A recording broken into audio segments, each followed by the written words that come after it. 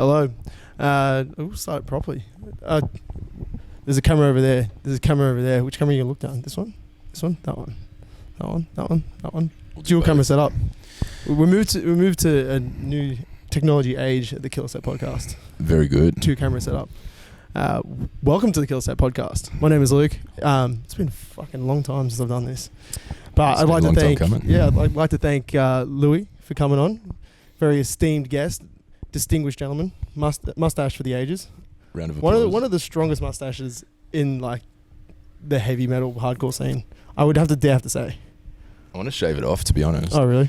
Yeah, it's annoying. This is only like a month and a half or something. Jesus Christ. It comes around quick. This is like fucking 10 years worth of growth. I haven't shaved. Yeah, when I hit the barber this morning and oh, you get the fade? do the bit. No, I didn't. I wanted to. I was like, I want to look nice and clean for Luke. Did you find Did you find our friend from Crowbar? I'll tell you off the air. Yeah, we'll talk about that. Yeah, thanks very much for coming on, Lou. Appreciate it. If you guys don't know, this is Louis, the bassist of the Honest Crooks and the bassist of Volatile Ways. Thanks for having me. No problem at all, man. It's been good. It's been good catching up. I guess take us back to the early days. Where'd you grow up? I grew up in Tamworth, New South Wales, so it's like a small sort of regional town, maybe 50,000 people total. Grew up just outside of there in a little place called Katingal, which was like maybe like 2,500 people. Oh shit. Yeah, so it was pretty sort of rural. Grew up on 5 acres, pretty chill, laid back area. I really liked it. And then stayed there until only a couple of years ago when I moved down to Newcastle. So 28 years I was in Tamworth. Oh shit. Yeah, which is pretty wild. So all my school life there, sport, all that stuff, I was pretty into all of that growing up. And then getting exposed to heavy music was pretty unique, coming from like a rural area, because no bands would come through. Yeah. Not a lot of shows, nothing like that. And then it just started happening because we had friends through school and things like that listened to this type of music, that we're into now, and would start bringing out, these bands from Newcastle or Sydney, bands like North Lane or Storm Picturesque and things like that. And we'd get, a show every few months or things like that as well. Yep. So yeah, we would put together these little bands that were 80% of the set being covers, As I Lay Dying or Parkway Drive or Perfect. All That Remains or Evergreen Terrace, Parkway, all the Staples. all the fun stuff, Yeah. metalcore staples. And we would open these shows. I guess it's funny as well because I guess Tamworth for a greater, like for the majority of Australia is known as like the country music capital of Australia. Like they had the country music festival there every year, and all that. So it would have been a weird dynamic for it to be like known as a country music town, and then to have like heavy bands come through and play, I guess, like stereotypically country music venues. Yeah, exactly. Or like the PCYC shows. Yeah, well, it would always be at the youth centre. So there was a little like a youth centre, Police Boys Club, PCYC, whatever you want to call it, the youthy, yeah. And it was actually a cool little room. And the dude that ran it, Steve, he was like, he was a muso himself, and he didn't mind like a bit of metal and stuff. Yeah. So he didn't mind putting on these types of shows, and they were always pretty fun. Like you'd get, I don't know, 40, 50 kids to a pretty regular sort of show. And then I remember when North Lane came, they had just released Hollow Existence, so it was like early 2010, and it was packed out. Yeah, like they already had like a good amount of traction in an unusual area that early into their career as well, which was pretty fucking cool. And it was an awesome show. Like, so people used to really cherish when the bands would come because they would never come. Yeah. You know what I mean? And then, you fast forward, and then Staunch came through a couple of times, and then, that leads into us meeting Whaley and us getting started into another band. Because prior to that, we'd played in a couple of bands that never went out of Tamworth. You know what I mean? Just played these odd shows once every few months. Yeah. When these bands came through. So, it's you're wild. like basically just the local supports that would just when those big shows would come through, they're like, oh, well, who's in Tamworth that we can get to jump on this show? And you guys would jump on there. Exactly. There was never like just local shows. Yeah, really. Yeah. Like until later on, like until we started being more serious with bands. There was a young band, you know, Traces, who used to do pretty well, and they would put on like their own little headline shows sometimes and stuff too. Yep. And they built up some really good traction for themselves in Tamworth as well. Yep. And we played a couple of their shows, you know, after, you know, Honest Crooks got a bit more established as well. Yep. And they were always fun. The Youthy, they expanded into this much bigger centre that was like a brand new facility, and they had a big stage and like top of the line sound gear and stuff. Oh wow. It was really, really good. But it was hard to get people to shows because it was in like a, you know, a lower sort of socio-economical area. Yep. Which is the point. Yeah. It's a grassroots. Yeah. And we get these kids off the street, and it's a youth centre. Yeah.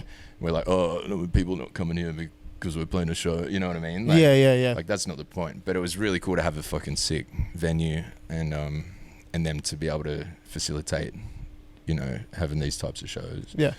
Which was really cool. And I ran a little mini fest there, Hellsworth Heavy and Hardcore Fest. Yeah, nice. Which was super sick. And I only got to do it once, but it would have been cool to try and make that a bit of a thing. Plans for the future.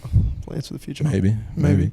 They're doing shows back in Tamworth now, actually. That's cool. The Press, it's like a little whiskey bar thing. Oh, nice. Yeah, it's I never thought they would do shows like that there, but they're doing them there. Which is I guess cool. whiskey bars, metal, like heavy rock, like that kind of crossover would probably get like they seem to go hand in hand. You know, like, you know, riding your Harley Davidson and drinking your whiskey. And listen to something that's a little bit heavier than AC/DC. You know what I mean? Yeah. Like, or some Slayer knockoff bands and shit like that. When they made it though, it seemed like it was like supposed to be like a classy sort of place, like a classy whiskey bar type thing. Yeah, that was the vibe that I'd never been there. That was the vibe that I got. But yeah, they started doing these, like they call them like an emo night, sort of similar to what you would see with like AM/PM or Hot Damn back in the day. Or Bang and like all those types of things. Yeah. So I'm not sure what it's like in there, how much room they've got, but we might have to go back and suss it. Do a little Hellsworth return. Yeah, or do a little regional run of shows. Yeah, that'd be pretty cool. Sick. Well, I mean, that's how we got into it. Yeah. You know what I mean? Was so people coming out and taking the chance. And one thing, and we've talked about it a bunch of times too, and it's like something that we haven't really done enough is sort of give back to where we came from. Because if, like I said at the start, like if bands didn't come and do that in Tamworth, like we never would have started a band. Yeah, exactly. So it's like we might be able to fucking do that for somebody else. Do it for someone else. Yeah. And in saying that, you guys have done that for other people, like in terms of Sydney bands. It's just not like you've definitely helped out, like you personally, but you, Honest Crooks, have helped out a lot of local Sydney bands, Trench Knife, and Newcastle bands, Splinter specifically as well. So you've given back, but it's just not, you haven't given back directly to where you guys came from. For sure. I wouldn't sell yourselves short saying you haven't given back. You definitely have. Yeah, and it's just that you haven't given back directly into where you come from. Yeah, definitely more specifically to those areas for sure. Yeah. Because there's a lot of sort of untapped market there where I think if you'd have to do a few shows there to build traction. Find. I know there's a couple of sneaky little bands or people doing projects and stuff in those areas. I know they exist. Yeah.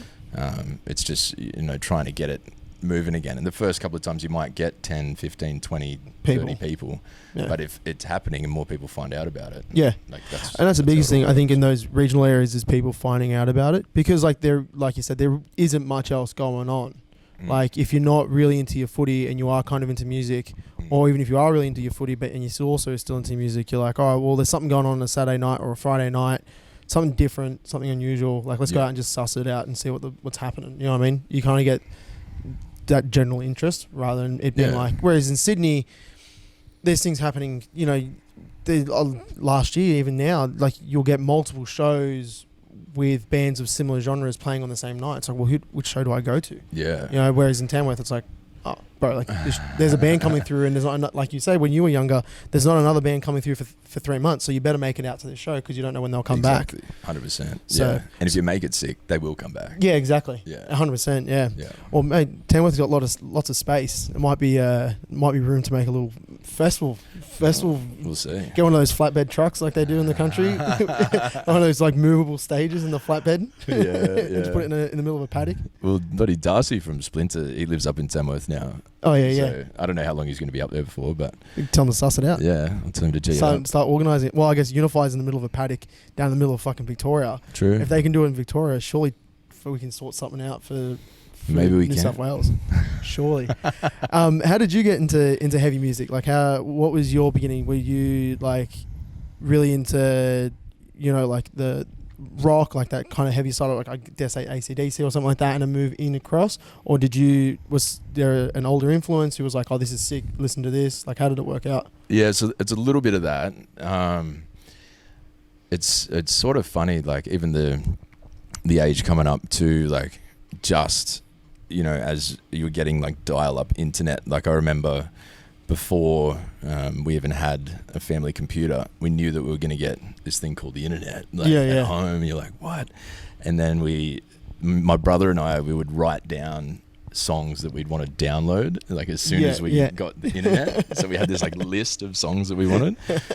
But in terms of getting into it, I don't know. I feel like different things like video games and stuff like that, where there might be like a more punkier song or a slightly heavier song or a nu metal song or something like that, it would always flick a switch. You'd be like, oh yeah, this is sick. You know what I mean? Like, you'd feel yourself sort of vibing to it more than other just, normal music or whatever. Yep.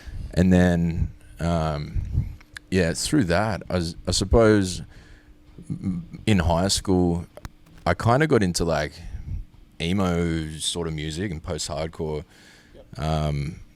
through on like where we had like Ostar, it was similar to like Foxtel or whatever, and it would have like Channel V or MTV on it or something, and they would do these different alternative shows, and this was before even like I'd heard of like Headbangers Ball or anything like that. It was more just the emo stuff, and I'd be like, this is fucking cool, like I really like this, like very emotional driven, like you can feel the music, like I really connected with it a lot. And then they would play the singles, the videos, the music videos on those channels. And then when we got so we'd write this list of bands down, like The Used or Atreyu or Alexis on Fire, or all these bands that sort of scratched that itch for us. And then when you started downloading their albums, you listen to it, and the singles were always the softer song on the album, and there'd be ones that had more screaming or more heavier parts or whatever. And then I just kept gravitating closer and closer to the heavy stuff. Eventually, one of the sickest things. So, an older family friend of mine, he's like, he'd have to be at least 10 years older than me, I think. We used to go to their house when I was younger, and he would have like Korn posters on the wall and like other like nu metal bands and stuff like that, and he listened to like a lot of heavy music. And I remember this one time like pulling up next to him at the traffic lights, and my dad's like, oh, look at this fuckwit, and I didn't know it was him, and he's in a VL, all 4 windows down, music fucking blaring. I don't know what he was listening to, but it was something heavy as fuck, and he's just in the driver's seat, like stopped at the traffic lights, just banging his fucking head. And I remember being like, oh, it's fucking Dave, like sick cunt. And he still comes out, he's still in Tamworth, and he comes down to like our shows in Newcastle and stuff all the time. Yeah. He's got Hellsworth tattooed on his neck. And like the Hellsworth sort of story, it comes from like, it comes from these older dudes than us, and they were like skateboarders. And like, it was just what they used to call, Hellsworth. And one of them, Benno, had a is that like a thing of, is that like a thing of Tamworth, Hellsworth? Yeah.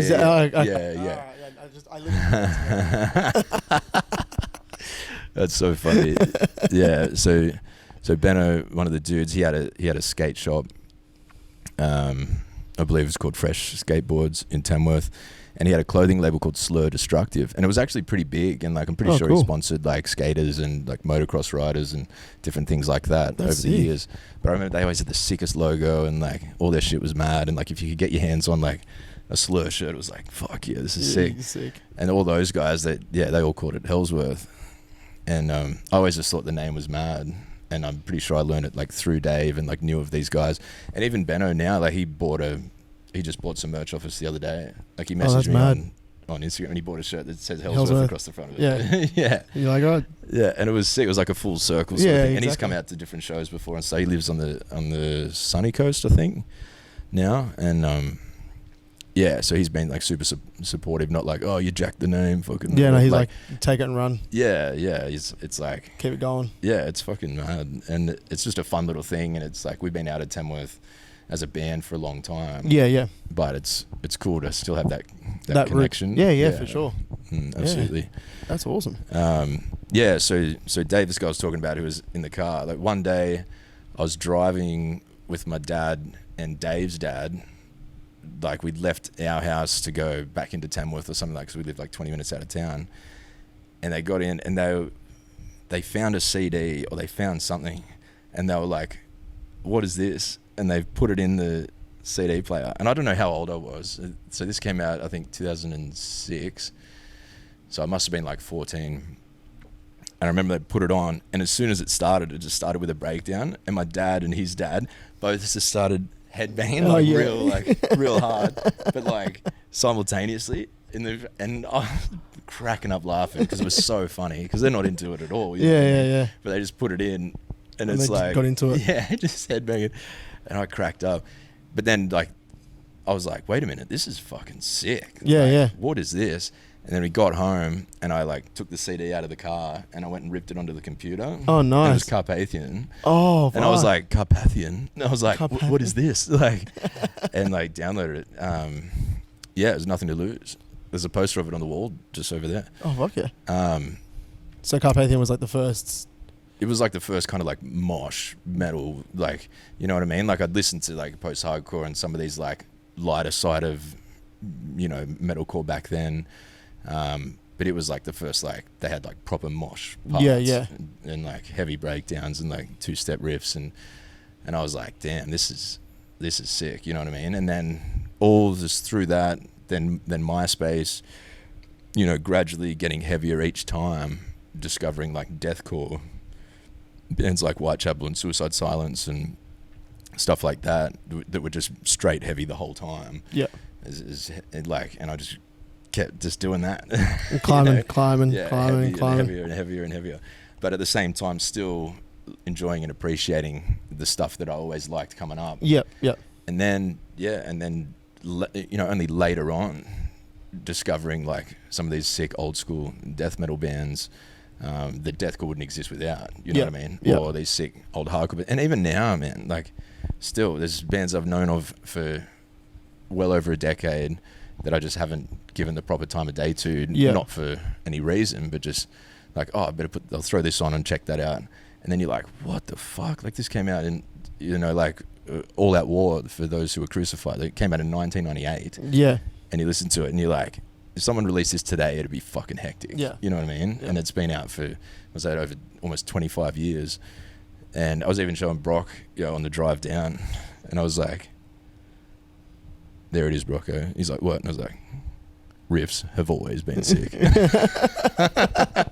So this came out before you were born. And then that's fucking true. That's fucking scary. Yeah, but then you've got like Suffocation, Effigy of the Forgotten, that came out in 1991. That's before I was born. Yeah. And you listen to it now and you're like, fuck, it's just hectic, just crazy death metal, and it's got brutal slams in it and shit, and it's like, fuck, man, like this shit's been happening forever, like, and it's so sick to still be discovering these bands and these albums and stuff today. Yeah. You know, I've been listening to heavy music for more than half my life, and I still find and appreciate, you know, releases to this day. Yeah. Which is, I think that's the coolest thing, is like you can find some small band from fucking Roxbury, Connecticut or some shit, like out of the middle of nowhere. Does that place exist? I don't know. I know there's a place called something Rushbury or some shit in Connecticut or some shit. But you'll find an EP or an LP that they released, and all of a sudden you're like, oh, this is fucking sick. And then it's like a big spider web. It's like, oh, like this is over here and that's over there, and they're all kind of slightly interwebbed with everything else. For sure. But I think, like, for me personally, I think for a lot of people, a lot of that older music wasn't gatekept, but the ability to share that information or share those songs just wasn't there unless you had a Dave who had Carpathian CD that you could get. It was like, well, then how would you discover it? Now with the ability of Spotify and more so like meme pages now, like those, like Not a Push Pit. Word. Yeah, I've seen them popping off lately. Yeah, dude, on Instagram especially. Like that's how I found out about Irate. No shit. Yeah, was from them like making a meme of the Vendetta, like of Vendetta, the song. No way. I'm like, oh, dude, this is fucking sick. That's and a track, so it's, bro. yeah, and it's a track, and the ability to share that information has really exploded, and it's pretty wild, eh? It really changed over the years. So it's sick, and it's I'm same thing. I'm discovering bands from the '90s where it's like, oh, this is fucking wild. And then the other best part about it as well, is that there is still that organic sharing of songs. Like I know you're a big On Broken Wings fan, as am I, and as is Myrtle from Trench Knife. But the way that Jackson found out about On Broken Wings was we were driving up from when they played a show in Canberra, right? And I put it on, and Myrtle's like sing along to the lyrics and like tapping his feet to it. Yeah. And Jackson's like turns around and is like, Myrtle, how the fuck do you know about this? And Myrtle's like, this is on Broken Wings. And Jackson's like, I've never heard this before. I'm like, what the fuck, bro? Like, you've never heard of this shit before? It's wild. So you still got that organic sharing of music, when you jump in someone's, and it's always when you're in the car, like you jump in the car with someone and they're playing something, you're like, what the fuck's this? Yeah. Like, oh, this is that. And I love doing it too. Yeah. Like I love showing people music. I'm like, well, fuck, you've heard this now. And I'm like, yes. Yeah. You're fucking in for a treat. It's so much fun to do. Like, wait for this bit. And pump it up. So it's wild. So you had, Dave guiding you, and you got to Carpathian, and you had all the shows coming through. What was behind the decision to start making music? Were you always musically talented, or was it something that you decided to get into? Were you around musical people growing up?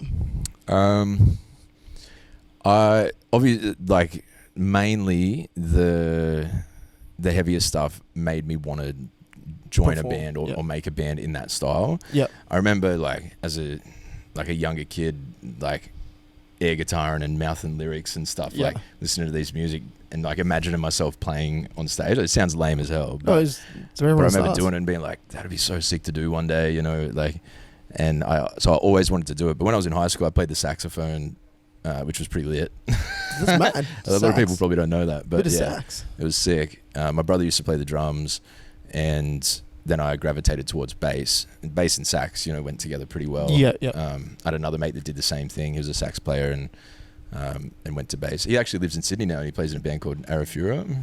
Oh, yeah. Yeah. They're a hectic band. Yeah, they're a hectic band. Which is crazy too. Like I remember seeing that a couple of years ago. I'm like, what? So I started playing bass probably when I was maybe 14 or something, and had a couple of lessons. Didn't really understand the musical theory side of it. Yeah. Didn't really translate a lot in the lessons and stuff, and I just started playing with some friends. With Barry. So Barry, the original vocalist of Honest Crooks, in our first band, he was the drummer. And I met him through another guy who was like, I'm thinking about doing this band. I've got some members keen. And then we clicked really well. But joining that band, like, that is what made me want to play bass, because we were doing a bunch of these covers of bands that I liked, and it was interesting to learn. Whereas, like, if I was trying to, learn a scale or a certain, musical theory thing, I was like, I'm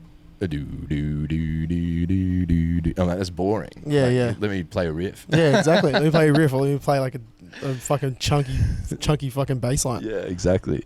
So I really enjoyed that, and even just just practicing and just playing with them and stuff. And like we maybe did like 2 originals, and I think they were tracked very poorly and like never released. We might have put one on MySpace, and that band was called Your Name on a Toe Tag. That's pretty tough. It's pretty tough. And it was like that era where everyone had those long names. Yeah. It was super fun, but yeah, it was never really anything more than that. Like when I think about it now, it was like coming in and opening bands playing like 5 or 6 covers and 2 originals. Yeah, you'd be like, what the fuck are you doing? It's funny as. But yeah, that all led us to different things. I ended up in another band where Barry first went to vocals for the first time, and that band, they had really good musicians, and they did an EP and an album. I didn't contribute to either of them, but I came in like towards the end on bass. But Barry's vocals back then, I remember being like, yeah, he's fucking doing it. Like, yeah, this is sick. And he had his own sort of style and everything too, and it was just super fun to hear and to see him doing it and stuff. I loved it because he was so passionate about it. And then that kind of like fell apart too. And then we had Staunch come to Tamworth once, and I couldn't make it, and I didn't really know much about him. Didn't know the band, hadn't listened to him, whatever. But Baz told me about it. And then they came back, and I got to go and see him. And Whaley's fucking going nuts, like running through the crowd and fucking running over these chairs at the back and fucking jumping off shit and doing all this while. And I was like, what the hell? I was like, this is nuts. Like this, the first, one of the first actual hardcore sets that I'd seen. Yeah. You know what I mean? I'd listened to different hardcore bands over the years, but because we never really went to shows, and the main stuff that I really liked was the heavy shit, we might go down to Newcastle when, a band like Die Art or Bleeding Through was a big one that we went to, or Make Them Suffer, or North Lane, or different Parkway, Prom Queen. But that's what a lot of the scene was back then as well. Like it was heavily dominated by that mosh, metal, like metallic hardcore kind of stuff, more so than like a straight up and down hardcore band, which is a little bit more what Staunch is about. Yeah, and even going back through and like looking at these Parkway flyers and things like that too, like they used to take out a lot of hardcore bands. Yeah. Which is actually fucking sick, because they came up, like, even though they were a metalcore band, they came up with hardcore bands in the hardcore scene. Yeah. So me going to shows outside of Tamworth, because I didn't know where they were, I didn't know how to find them, I didn't know anything about that. Yeah. It would only be if we just by chance saw that a big tour was happening or something, and we could make it on a weeknight. Like Baz and I used to drive down to Newcastle after work. It's 3.5 hours.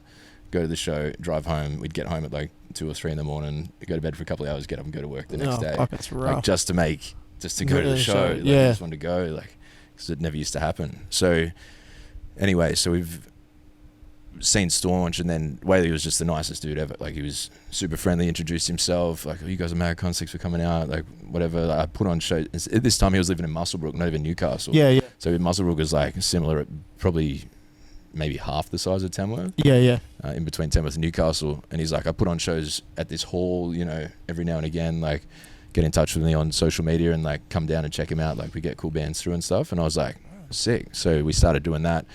And we got to see, bands at the time, Prepared Like a Bride, but then they would play with like hardcore bands and grind bands and like just a mixture of whatever. And Aversion's Crown and Hunt the Haunted, and like there was deathcore shows and all sorts of stuff. So it was like, oh, it's only 2 hours down the road. Like, let's fucking go check it out, which was sick. And easy to get the Nui. So you save an hour and a half. Yeah, for sure. And then we went down to I think it was called Noise Fest. It was at the Beachy on the Central Coast. Yep. And that was a killer line. It was like an I Killed the Prom Queen like reunion show or tour or something. I think they just announced the new album back then. This is like 2013. And yeah, I can't remember who else was on the lineup, but there was like Aversion's Crown, Make Them Suffer, Stories, Glorified. Like there was, and then there was like bands like Mark My Words, Staunch, some other hardcore bands as well. And it was like a hectic like mixed mini fest thing. Yeah.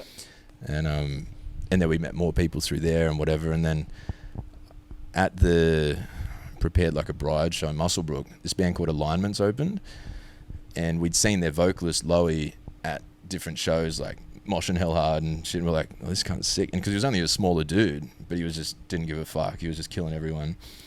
And then I saw him fronting a band, and we're like, wait a minute, this is mad. He had hard vocals, and it was just like mosh metal stuff.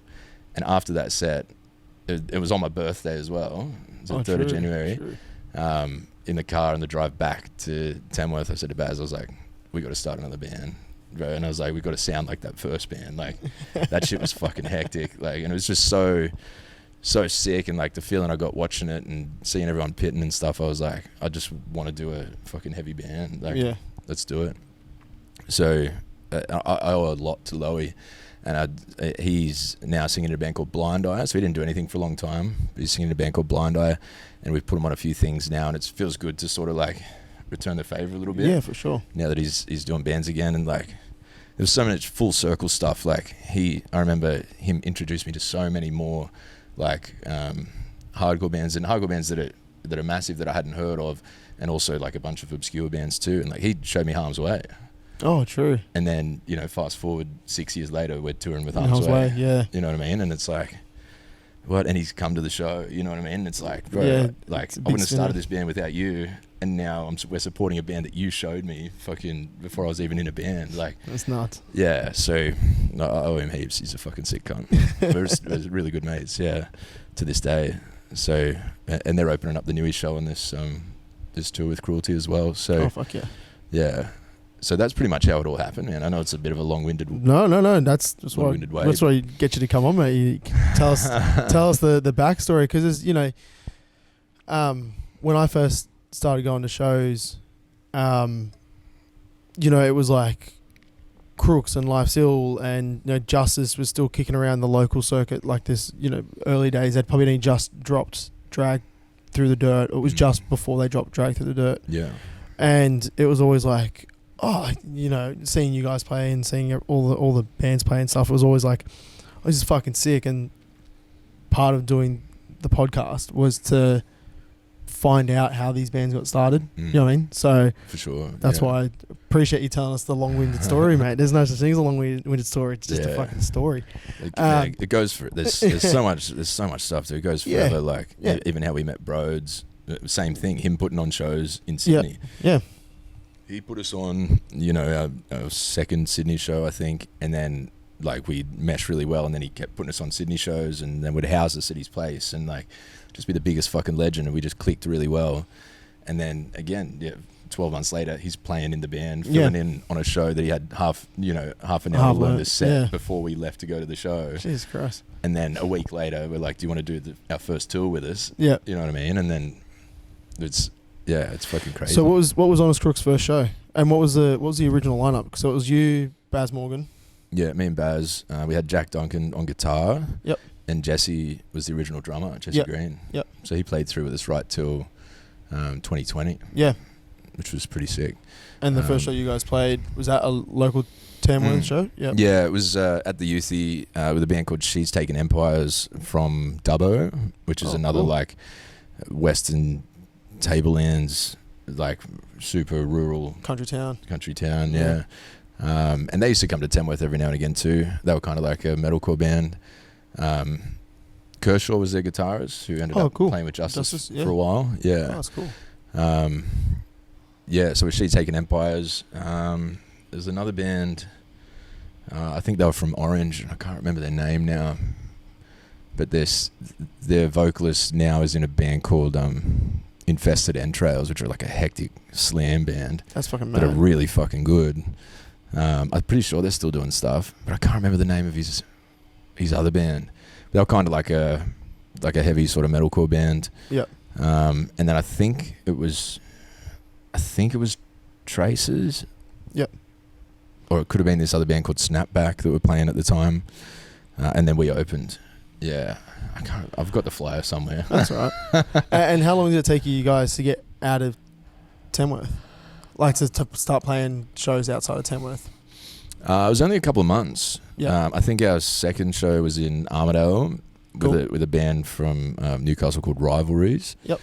Who were a pretty hectic band, and I think maybe Blind Oracle played that show as well, who were also a Newcastle band. And it was a super fun show, and we got good reception from those guys, which was sick. And then Whaley was like living in Newcastle by this time, and he'd started Hombre Records. Yep. Which was a sick little like concrete room with a shop front on the street. Yeah, I remember hearing about it. Yeah, it was fucking awesome. Fucking sick. And he would just put shows on all the time, like weeknights, fucking whenever. Like he just loved it. And he lived upstairs. Like, oh really? Yeah, and he just would fucking rock it. He just loved it for a long time, and it was so sick. So he brought us down there for the first time. And yeah, it was a mixed bill, but it was still a really fun night, and it just felt cool to get out of Tamworth. And then we played Sydney, I think, after that as well. So it all happened like pretty quickly from us never leaving Tamworth before and all these other bands. Yeah. And it was all just because of the networking. Like we met these people, encouraged us to start bands, and then they start bringing us outside of Tamworth, and it just grows from there, which is fucking awesome. I know that like there's a strong piece of advice for anybody who's looking to start a band, or is in a band and feels like things aren't going where they want it to go. It's like just you got to go to shows. 100%. It's super important that you're showing your face and you're going and meeting people, shaking hands, and like just enjoying being a part of the music. Because otherwise people go, oh, honestly, you just end up forgetting about people.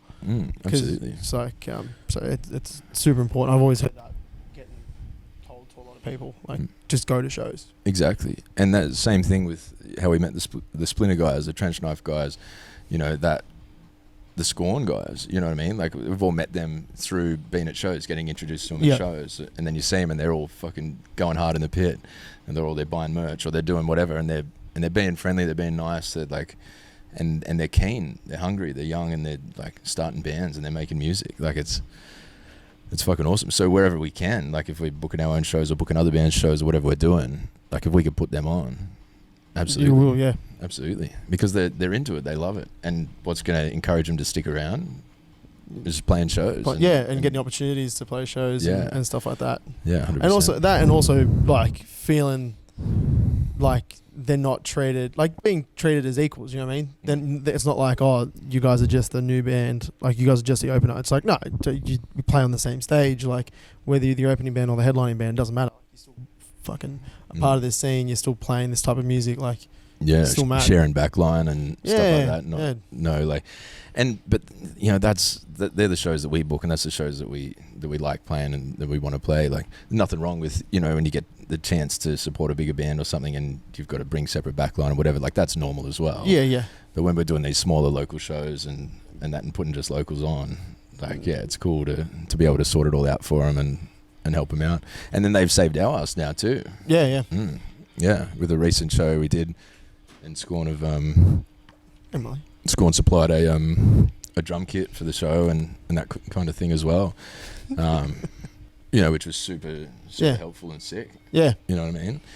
So what was the first tour you guys that Crooks did? Was that the one with Staunch? The first proper tour we did a couple of little weekenders. We did the Excellent Weekender with a sign of 4. That was pretty hectic. We did 2 shows in one day and then drove to Melbourne. So we went down to Goulburn and did this Can't Survive charity show, and then we drove back to the Central Coast, which was like 3.5 hours or something. We played another show that night, so we played in the day and then we played at night, and then we drove overnight back to Melbourne, which was like 11 hours or something. Shit.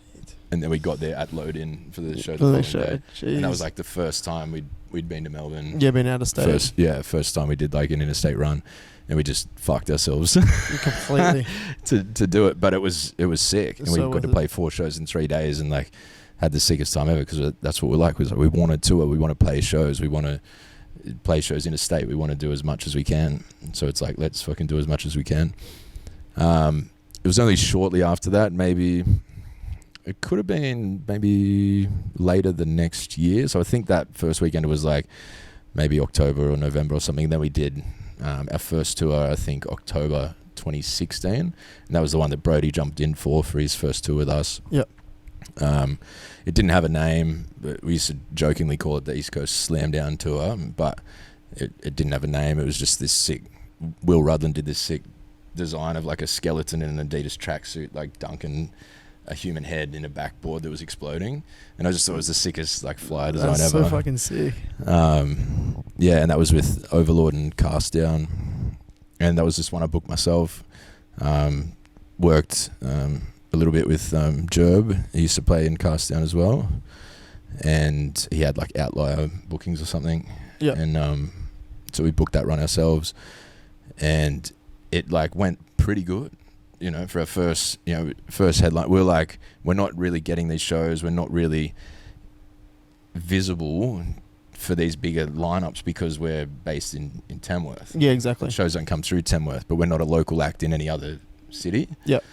So we had to go and book our own tour and do it, and we got some cool lineups, and the shows were sick. The travel was sick. Like, we made it work really well. Had a sick time, and then we ended up booking another tour ourselves only maybe 4 months later, and that was when Imminent Threat came out. So it was the Imminent Threat tour, and we took Overlord again, Exile from New Zealand, and Soulless from Melbourne. Yeah, so we brought Exile out the first time because they were coming over, or they were talking to Overlord about coming over, and we were talking to Overlord about this tour, and we kind of just meshed it all together. Push it all together. Yeah, and it was like significantly better than the first tour straight away, and it's like, 3 or 4 months later, sold more tickets, had like bigger turnouts, more energy at the shows, more people getting into it, cooler lineups. It was super, super sick. And that, again, it was just all ones that just booked ourselves, just put them on, and then after that, like, a few people started paying attention a little bit more. I think because they saw the work we were putting in, which was sick. And another big thing too was when Cal joined. Yeah, I was going to ask, when did Cal join in all this? Very early. So Callum, our guitarist, Scottish legend, left-handed rig. He maybe 3 months in or something. So our guitarist wasn't really, vibing with what we were doing and the traveling, and there was some financial stuff and whatever, and sort of went our own ways. And then we just put a post on Facebook being like, we're looking for a guitarist based in New South Wales. Like, if anyone's keen, hit us up. Yeah. And Callum played in this band from Canberra called Bankrupt. And he's like, I'm in Canberra. Like, is that too far?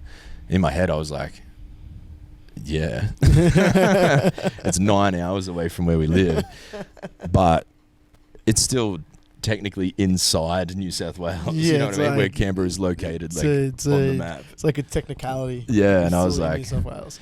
It could be like I'm from Broken Hill. That would be fucking heaps worse. Absolutely. So we tried it out and we made it work. Like, as difficult as it was, we managed to make it work. Having a guitarist 9 hours away from everybody else. But what made it good was then we technically kind of became a Canberra band. Yeah. Because we had a Canberra member. So we finally started getting to open some of these bigger tours that were coming through. Yeah. Because there wasn't a lot of sort of Canberra bands around that time.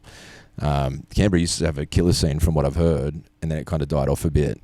And then it's come back again a little bit more. So there's a few like newer bands coming up and stuff in Canberra. Yeah. And like Kid Presentable, killing it. Yeah, they fucking killer. They pump in Canberra now. Bloodmouth, killer like grindcore band. They're a bunch of guys that have been playing in different bands forever. Yeah, and they got Face Cutter too as well. Yeah, Face Cutter killing it. They're playing with us soon. New band Thantu Thicka, like super, super young dudes. That are we've got a dog under the table. Got a dog under the table. Super young band that's coming up and killing it, and we're putting them on a few shows and stuff as well, and they've been coming out to our shows. Like, I don't even know if they're like allowed in the venue. Oh really? Or they might come with their Guardian. Yeah, you know what I mean? Yeah. Which is fucking awesome. Yeah. And I think that's the sickest thing to see, is that there is the younger group of people, like the next generation coming through, which is awesome to see. But yeah, I remember Cal was telling me the story of his first time playing with you guys. He caught the bus up from Canberra. Yeah. And it was like there was something about Liverpool. So he either got the bus to Liverpool and then got the train, or you got the bus to Liverpool and got picked up, or you guys were playing in Liverpool. I can't remember. We played in Liverpool. Played in Liverpool. PCYC, Yeah, caught the bus up from Canberra, which would have been fucking hellish. And I think, did he bring his guitar on the bus and all that shit too? Yeah, like bust it up. Like, and that's commitment. You know what I mean? Like, 100%. Shout out to Cal. Yeah, shout out to Cal for You're being a ledge, being an absolute ledge. I forgot about that camera over there. Sorry, I think I might have to turn it back on. I forgot that's a 20-minute recording time. Ignore that point. Ignore the point. Actually, give us a second. I'm just gonna switch it back on. Yeah. But anyway, we're back to what we were saying. Cal, absolute legend, jumped on from Canberra, which has always been a thing with Honest Crooks. It was always like a New South Wales band. It was like an ambiguous band because you were from Tamworth, like, and it was like Tamworth, Newey, like you kind of covered that general area. Yeah. And then once Broads jumped on, it was Broads Sydney. Yeah. And then Cal was Canberra. So it's like, well, where are you from technically? It's like, well, it's just everywhere. We're just around. Just up the road, mate, technically. which was cool because we almost had a bit of a hometown sort of feel at Newcastle, Sydney and Canberra. Yeah, exactly. Yeah, which was sick. Like we weren't sort of limited to one spot. And then we started getting the, support slots in each of those cities as well. Yeah. You know what I mean? Or you could turn that into a weekender and you still got almost a hometown show 3 nights Yeah, exactly. in a row. Yeah. Yeah, which was sick. You'd be like a strong draw in all those towns. They're like, oh, yeah, exactly. You got a tour going through Canberra. It's like, oh, we'll just get Honest Crooks to do it. 100%. Forgetting that you live fucking all the way in Tamworth. It's like, oh, shit. And trying to do a band practice and stuff too. So we never used to practice. We'd practice like the day before a show. Yeah. Or a That's why always sounded so tight. Everything's fresh. Everything's fresh. It's just been played again. I don't know. But I guess it shows the commitment that you guys had. Because a lot of other bands, like, they all live in Sydney, or they all live in Melbourne, or they all live in Brisbane, and they still can't get to work. But you guys managed to get it to work with that level of commitment from each individual band member. Yeah, for sure. To work at such a long distance. It was a lot, and a lot of commitment from Cal as well. Like he's even to this day, like most of the stuff we do is in Sydney. Yeah, and so he's Cal's still living in Canberra. Yeah. Still got the longest travel out of any of us to. Comes 3.5 hours just for a band practice. For 3 hours. Yeah, exactly. 3.5 hours home. You know what I mean, or whatever. And even though like I still travel down from Newcastle, he's still got the furthest. So we've talked about maybe an eventual compromise of doing a prac in Canberra as well to sort of split it up a bit and make it a bit fairer. Bit fairer, yeah, for sure. Yeah. But we've done it for 8 years now with making it work. So yeah, he's been a legend, which is sick. But yeah, that's pretty much how the touring stuff started. And then after that, as when we sort of got picked up by Justice for the Damned. It took us on their Drag Through the Dirt album release tour. Yep. And that was, we were opening on that tour, but that was our first like support tour, and it was fucking crazy. Like, so sick. What was the show that you guys played with them at the Red Rattler? You had a band practice at the Brain recording studio beforehand. I think that was the first time that I met all of you. Yeah, guys. that was the first time we met. That was on that tour. I'm pretty sure. On that tour. That was the Sydney show of that tour. So that was their hometown. But you guys didn't. Headliner. You guys were like main support for that, or were you guys opening on that in that Sydney show? I thought that was the one we were opening on, because we didn't go main support with Justice until later on. Until the end of album cycle tour. Okay. Yeah. Okay. So I think I'm pretty sure we opened that show, or there might have been a local opener before us. Yeah. I'm trying to remember who was even on that show. The tour was Life Still would have been on it. Yeah, the tour was Staunch and Hindsight. Yep. And that was why it was super sick too, because we're touring with Staunch. Yeah, You know what I mean? And we started the band, thanks to Whaley getting us into shows again, and his band coming to Tamworth. And then, fast forward a couple of years, and our first support tour is with them and with Justice, who we met through him as well. Like, saw them for the first time in Muswellbrook, saw them again in Newcastle at Hombre Records, Like, it's funny, like, that's what I mean. It's all connected, like, and it's all just from going to shows and meeting these people. It's like there's always that one key person that you meet, and they know everybody else, or they know someone in this band and that band, and then that's how you make those connections. But it's always seemed to be like one person. For you guys, it was Whaley, and arguably because he was doing Hombre Records out of Newey, he was had a lot of connections, but in saying that now, that's what you guys are doing for younger bands coming up, because they'll go, oh, or a band might come to you, or you guys might be playing a tour, and you go, well, who's sick to have in Newcastle? Who's sick to have in Melbourne? Who's sick to have in Wollongong or Sydney or Canberra? And you guys are kind of that the glue that everyone like sticks to, kind of thing. Yeah. Well, one of the other bonuses too was, through me personally, through seeing Whaley book his own shows. Like I was like, well, I could book my own shows. Yeah, definitely. Then we met Brody through him booking us on a show. Yeah. And he booked his own shows, and Callum also booked shows in Canberra. Yeah. So we all book shows in the band already. So we're already meeting other bands and stuff through booking shows for other bands. And it all just tied in really well. Just rolled on, yeah. For sure. And still happens now. Like, I'm still booking shows. Brody still books shows. Yep. Cal runs the basement in Canberra. Yeah. So he's... It's funny how it's all worked out. Like, Cal's, like I said, like running stuff out of the basement. Brody's working close with a lot of stuff with Crowbar. Yeah, he's a booker there. Yeah. So, and you're booking tours and everything like that. So it's like you're basically doing the same thing. You've just leveled up now. Yeah. It's cool. Instead of Cal booking, what was the cancer? Was the cancer fundraiser you did? Oh, Cancer Vibe was the... did he do Headfest? Yeah, Headfest. Headfest was he? That's what he started with. Yeah. It was like a backyard show. Yeah, that was a charity thing for his older brother. Yeah. Yeah, to go to the centre that helped look after him after his injury. So yeah. Headfest was awesome. Awesome fun. And there's tons of clips. There's clips in the Imminent Threat music video, I think it is, or maybe the False Gods music video.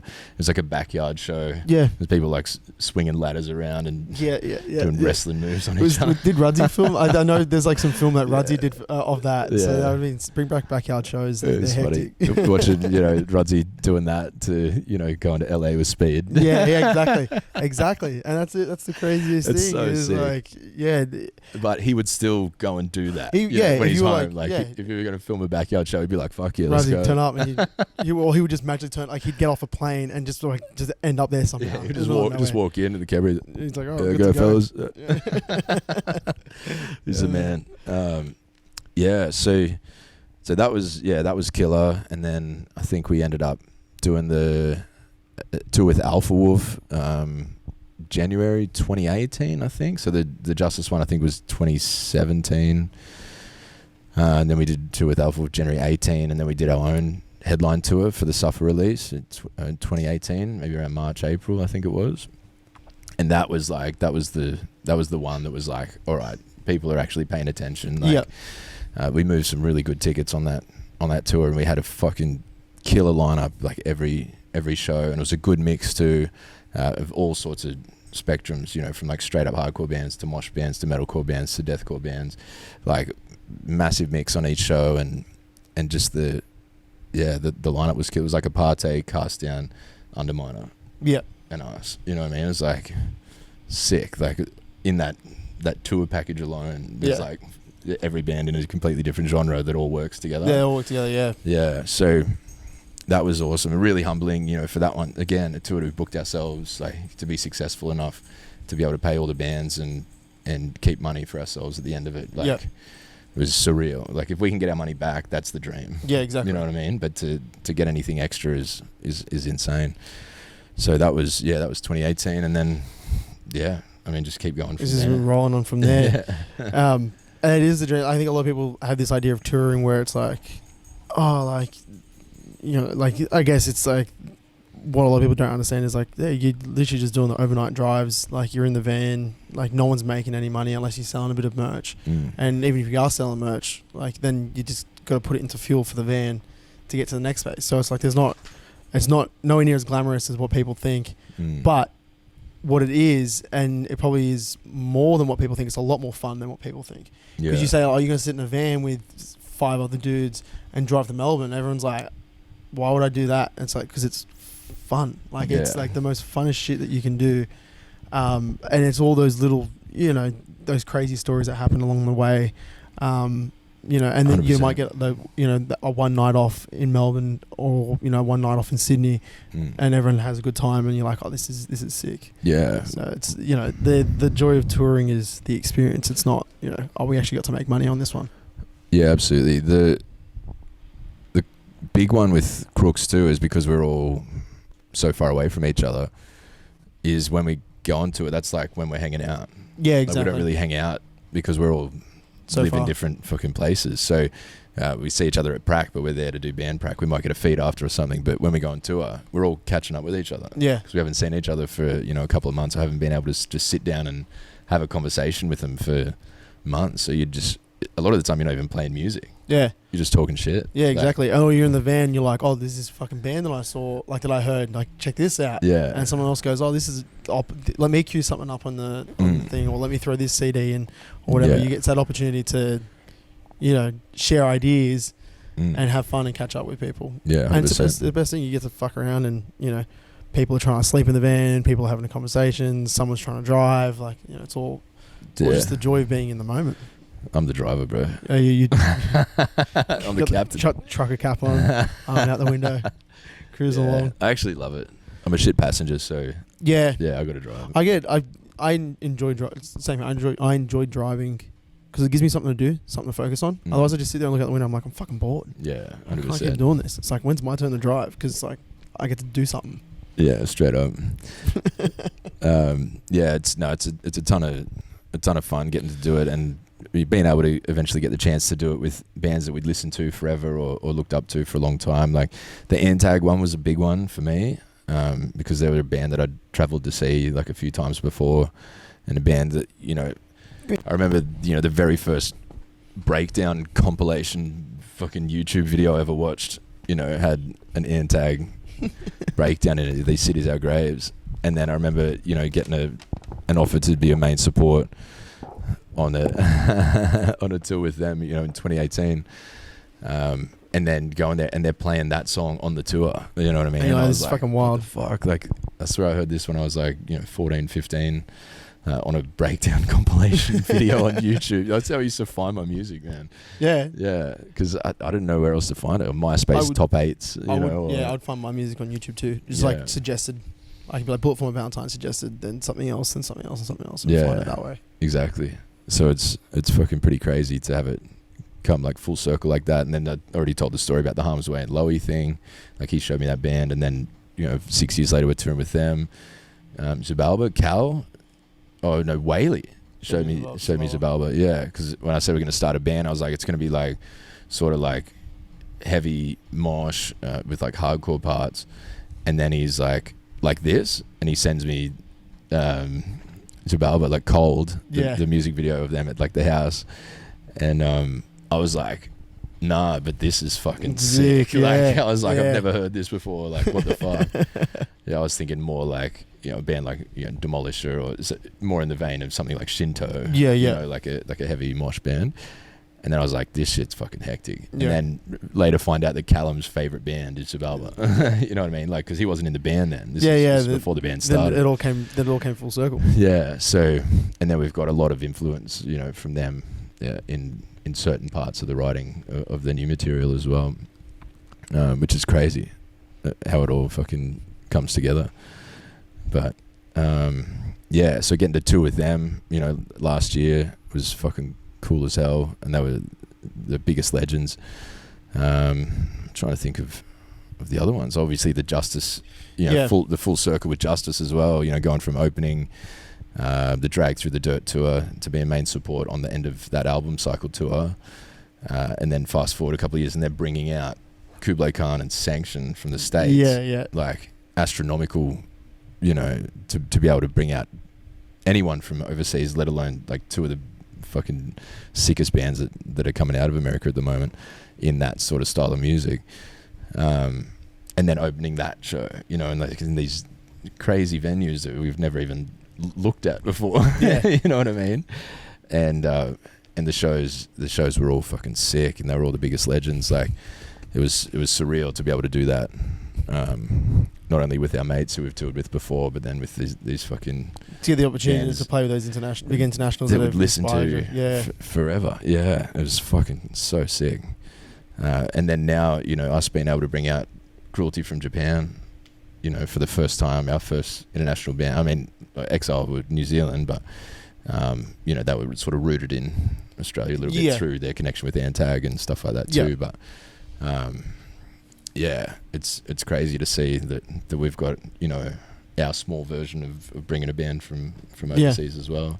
And it's all those like little baby steps of, you know, when you guys first started, it's all you know, the first 3 to 5 years of a band is you're just establishing what you are, what you're doing, you're spreading your wings, playing a different show in Australia, playing a different show in a different city and things like that, and those opportunities come. But it all takes time, you know, to get those opportunities.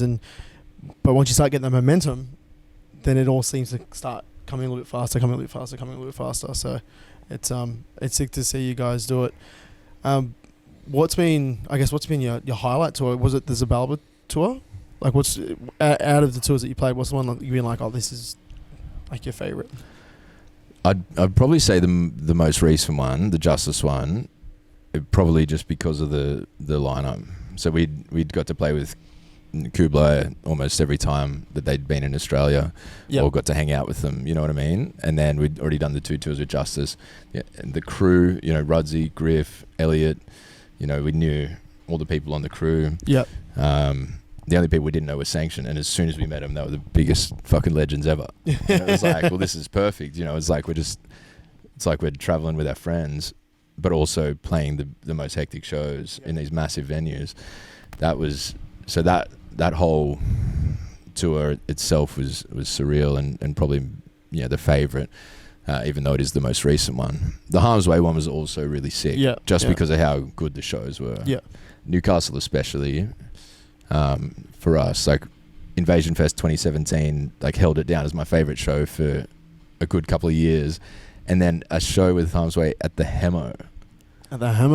Was like, this might be my favourite show now. That would have been wild in that back room. That stage is like only the size of a coffee table. Like, it's really not that big. It was nuts. That would have been fucking sick. And again, just, you know, the response that we managed to get in Newey being like kind of a hometown for us. It was crazy, and like that took over as my favourite show for a while. Yeah. I mean, when you said the back room at the Hammer, it reminded me when you guys played there. You played the Damage Control EP launch. Yeah, that was fucking wild. People jumping off the speaker stacks on that. Yeah, that was super sick. Yeah, that was a bunch of fun to do. Like we got Excarnate up from Melbourne. That was dude. Yeah, I miss Excarnate. Yeah, best band. Trench Knife opened. The Wandering, and then Ill Natured as well. So again, 6 fucking wild lineup. Crazy mix of different styles. Yeah, but that's that same thing. That show is so much energy. Like, and that we've got that live set that you filmed. Yeah. Yeah. That might have been the first one you filmed for us, I think. I think so, yeah. Yeah. Probably would have been, yeah. Yeah, on the YouTube channel. Still check it out. No idea what I was doing. Still have no idea what I'm doing when it comes to live shows, but it's a little bit more than I did back then. But yeah, look, like, you give opportunities to you know, bands to come and open up for you, but you also give opportunities to, you know, film stuff or different things for you guys. So I'm always appreciative. Well, it was the same thing, you know. I mean, you had that hustle. You put yourself out there, and we're hitting up bands and like, can I come and film this, or can I come and do a podcast, or can I come and do whatever? Yeah. And I even remember like Jerry saying like, "Oh, there's this guy Luke who wants to like do a podcast." Like, I've been chatting with him, like it'd be really sick. And that's when that time he came to the studio. Yeah, that was wild. Yeah, and then we met, and then I was like, "This is sick." And then he started filming the shows, and I was like, "This is sick." You know what I mean? Like it all. Yeah. What next is sick? And just do it. It's sick. And just keep doing it. Yeah, 100%. And eventually just get better at doing sick shit. You're putting yourself out there, you know what I mean? And then you say, I want to go on tour. You know, I want to come on this tour with you guys, or, you know, Trench Knife or whatever. And you're just putting yourself out there. Yeah, exactly. And that's like, I mean, look at, like I mentioned Rudsy before. Like he hit us up before our first tour. Yeah. It was like, I want to shoot this tour. And we're like, right, come with us. Yeah, and he came with us. And that was the first tour he ever did. Yeah. And now he's going to be in America. What do you mean? Like shooting guy out his murder. He's in America. He was in America for fucking like 6 months or 8 months. I don't know about what his visa said, but he was in America for 6 months or 8 months last year. You know, jumping from one tour to the next tour, and then he was like, "I'm just going to go to Europe for a quick, you know, 6 weeks on another run." like I think he spent more time overseas last year than he did here. Yeah, it's which crazy. is sick because it's like, oh man, like I remember when he was shooting shows at the Red Rattler and shooting shows like not even at Burdekin, like pre-Burdekin days. Like, you know, it's sick to see 100% that hustle. So yeah, and it's just all DIY. And it is, you know, and, it's crazy. You know, I guess that's pretty much it for your early days and the early days of Crooks. I will say, actually, you did remind me that Harm's Way show at Crowbar. I think the aircon was broken or some shit. That was the sweatiest, hottest show I've been in. And I think it was the pure mass of human. Yeah. Like that was in there. Like there were just big boppers in there. Yeah, 100%. Like big boppers on the stage, big boppers in the pit. And I was like seeing, I'm like, I'm gonna fucking pass out because there's no fresh air in here. Yeah. I'm baking inside here. It's fucking hot as hell. Yeah, I'm pretty sure that tour was in January as well, if I'm not mistaken. Yeah. Hot as fuck. Hot as fuck. Yeah. But mad. It was mad. Yeah, absolutely. I think it was that hot. I partially blanked it out because I was like, oh fuck, like I've never seen Harm's Way play. I was like, no, I did. I saw them with Crooks at Crowbar. Like, I just wanted to forget about it. No, I think I blacked out because of how hot it was. It all started coming back to me. I was like, oh yeah, it was fucking boiling hot and all that. So yeah, it was sick, but yeah, oh, it's so sick. And it's those ones that you know, that they stick with you, like they burn into your memory. Absolutely. Yeah. So you guys most recently released Damage Control. You've got Broads on vocals, and now you guys are releasing your album. How did you come to the idea of doing an album? Because I know you guys have done EPs before. Was it just like a natural progression to go, hey, we're going to do the album next? Yeah, absolutely. So we'd wanted to do an album for a long time, and it's weird. Like Suffer is an EP. Spotify calls it an album. Yeah. Elliot reckons we could have done it as an album. It's 7 songs, 22 minutes, something like that. But I think it's a good EP and a good it is. length for that. And then we wanted to work on an album, but we'd never really sat down and was like, let's write an album. Yep. We would just have Cal would just spit out songs every now and again, and we'd go from there. Yep. And then we had a single ready, and then when we changed the lineup around and stuff, we had these other demos, and we're like, why don't we do a 3-track instead of just a single? Yep. Which then became the Damage Control EP. Then after that, we actually said, let's set in and let's write an album and record an album. And Callum came up and was doing it with Elliot. So we're here at Chameleon Studios in Sydney. Callum came up here and did the pre-pro with Elliot. So we had these like skeletons of songs written, and then come up and they'd like produced it together for all the pre-pro stuff. And believe it or not, that was late 2019. Oh shit. Or maybe like August 2019, I think. Fuck. Yeah, when the pre-pro was started. So yep. And No Rest, it came from Cold Dead Hands originally. So Cold Dead Hands had this like heavy part at the end that was in 2 sections. Yep. And those 2 sections end up being the 2 main repeating riffs in No Rest. Yeah. So we turned the end of that song into its own song, which was going to be on the album.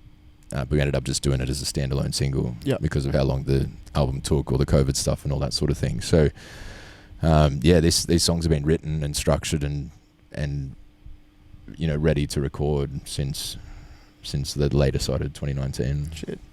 And then No Rest came out early 2020. And then I finished recording my parts for the album in June 2020. And it's still not out yet. The Sounds of Hell, Feb 10th, 2023. So yeah. It's been a slow burn. Yeah, it was literally hell. You know what I mean? Like getting it sorted. You know, we had countless issues, whether it was gear related, timing related, member issues. And then, you know, when COVID happened, Callum is in Canberra, so he's in a state. Can't you know, there's lockdowns, interstate lockdowns. And then it's like, of course, there's an interstate lockdown when we've got guitar booked. You know what I mean? Yeah. And then another lockdown happens and we can't do that. And then we can't book again for 2 months or whatever it is. And it just kept getting delayed, all these problems. But then when we finally, you know, worked on it, just chipped away, like we got this really good finished product that we're all really proud of and super happy with. Like, gave us time to really hone in on the style that we wanted to do and get everything right, whether it's, you know, little instrumental touches, samples, vocals and lyrics, whatever it was. Like, we really got to, in the end, like in hindsight, utilize the time to make it the best product that we could. Yeah, absolutely. And for like a debut album, it's a pretty important thing to get right. It's the biggest thing we've ever done. I'm more proud of it than I've ever been of anything, you know, and seeing it all come together and getting these singles out now, it's like, you got to remember that I've been listening to this album for 3 years. You know what I mean? No one else has heard it. Yeah. And then you hear people hearing it for the first time and how they describe it, or, you know, some of the people that have had like an early listen for interviews or different things like that. Or if they came out to the early listening party the other week. Shout out Crowbar. Shout out Crowbar. Yeah, hearing that, how they receive it, and it's like exactly how we wanted it to be received, like how they're describing it, how they thought it sounded, or in reference to other music and things like that too. It's really, really cool to hear how it's been received. So we're super stoked with that. That's mad.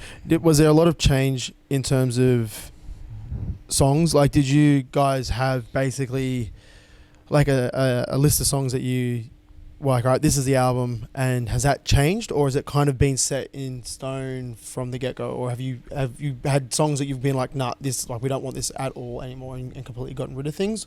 Yeah, there was three songs that we ended up scrapping. There might have been 4, but one just didn't fit instrumentally. One was No Rest, which was already out as a single. We thought if we re-recorded it and re-released it, like, it's already old by the time this will come out. And we were going to re-record Cold Dead Hands as well.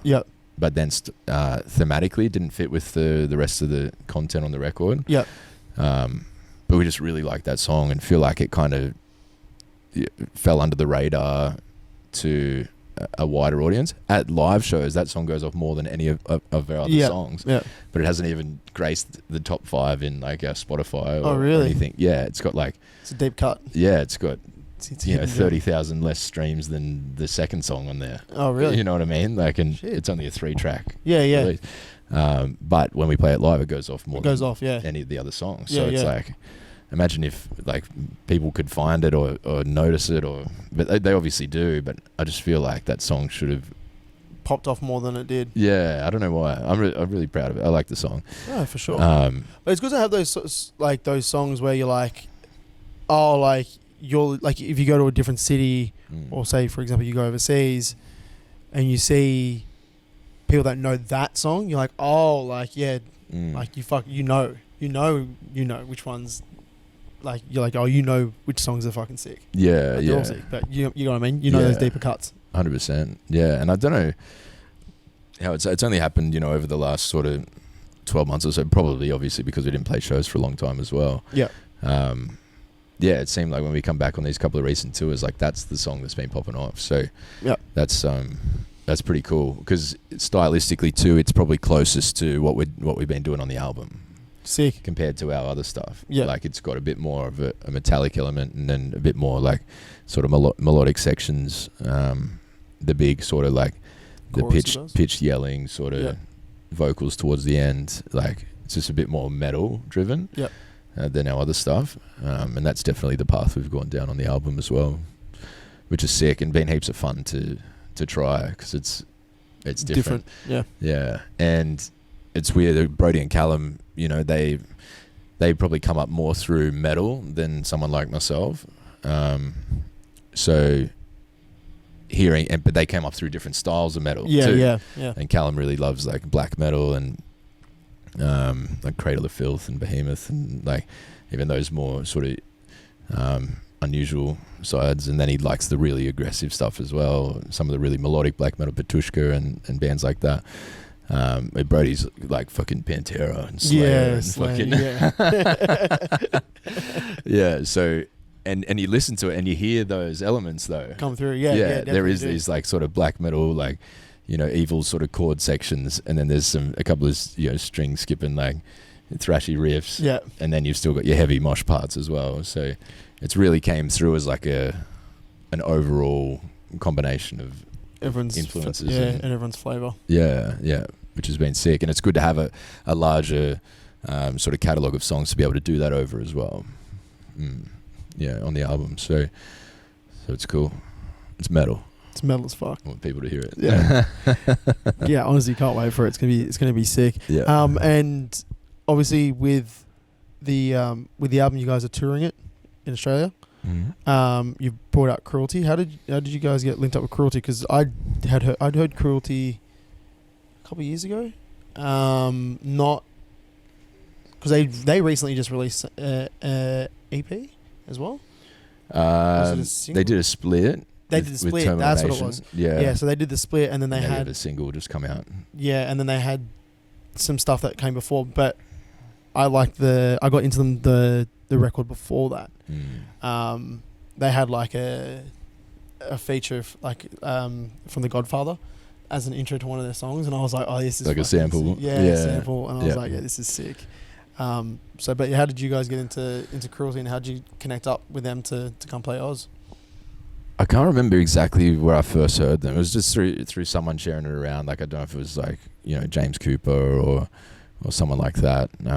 Or it might have even been like through like Taylor Young or something, because I know he mixed their record A Dying Truth. I think that was when I heard them, was around that when that record first came out. I saw like a bit of traction. Is that the one with the Blue Samurai? A Dying Truth? Is that No, I think you're thinking of the 3 track. Is it Eternal Nightmare, I think it is, or Immortal Nightmare. Immortal something, yeah. It's sick as fuck, by the way, too. Yeah. One of my favourite Cruelty songs is on that 3 track. Yeah, A Dying Truth, so that it came before that one that you're thinking of. Yeah, the beginning to the end, I think, is the one that I... Oh, is that the split with Moment of Truth? Or was it Immortal Nightmare? Immortal Nightmare is the one I was thinking of. Yeah. The beginning of the end was the one that Narcolepsy was the song. That was the song that I got me into them. Was the beginning to the end. Moment of Truth are hectic as well. Yeah. Yeah. So it was A Dying Truth, and now I'm trying to think of it. I think it was when it came out, because like Taylor Young from The Pit was like, mix and mastered this or something along those lines, and then it was getting a lot of love on like Twitter and stuff. And I was like, listened to it, and I was like, holy shit! Like, this is so fucking heavy, but it's hard as well. But it's just got sick fucking death metal riffs. It was a really cool combination of like a bunch of stuff I liked, which is, when I even think about some of the like, they're not a deathcore band, but they do death metal and hardcore, and they mix them together in the perfect way. Yeah. You know what I mean? So I still get both the things that I really like together, and they just do it so well.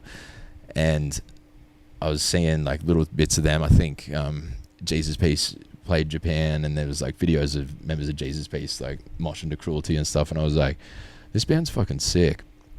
Got into a bunch of their live videos and stuff, and I don't know how, but Zuma, their guitarist, we somehow like connected online just through, because we both run the band pages. Yep. And I think I tagged them in a video once on a story when they did a release, and then they like put us on one of their stories, and then like I'd bought merch from them, and they were like, oh, thanks for the support, and then they bought some merch from us, and like we just had this like back and forth. And then one night we would talk through Messenger and stuff as well, and then one night I was like, it was Emily's birthday, and I'd had a few drinks, and we'd been talking, and I was like,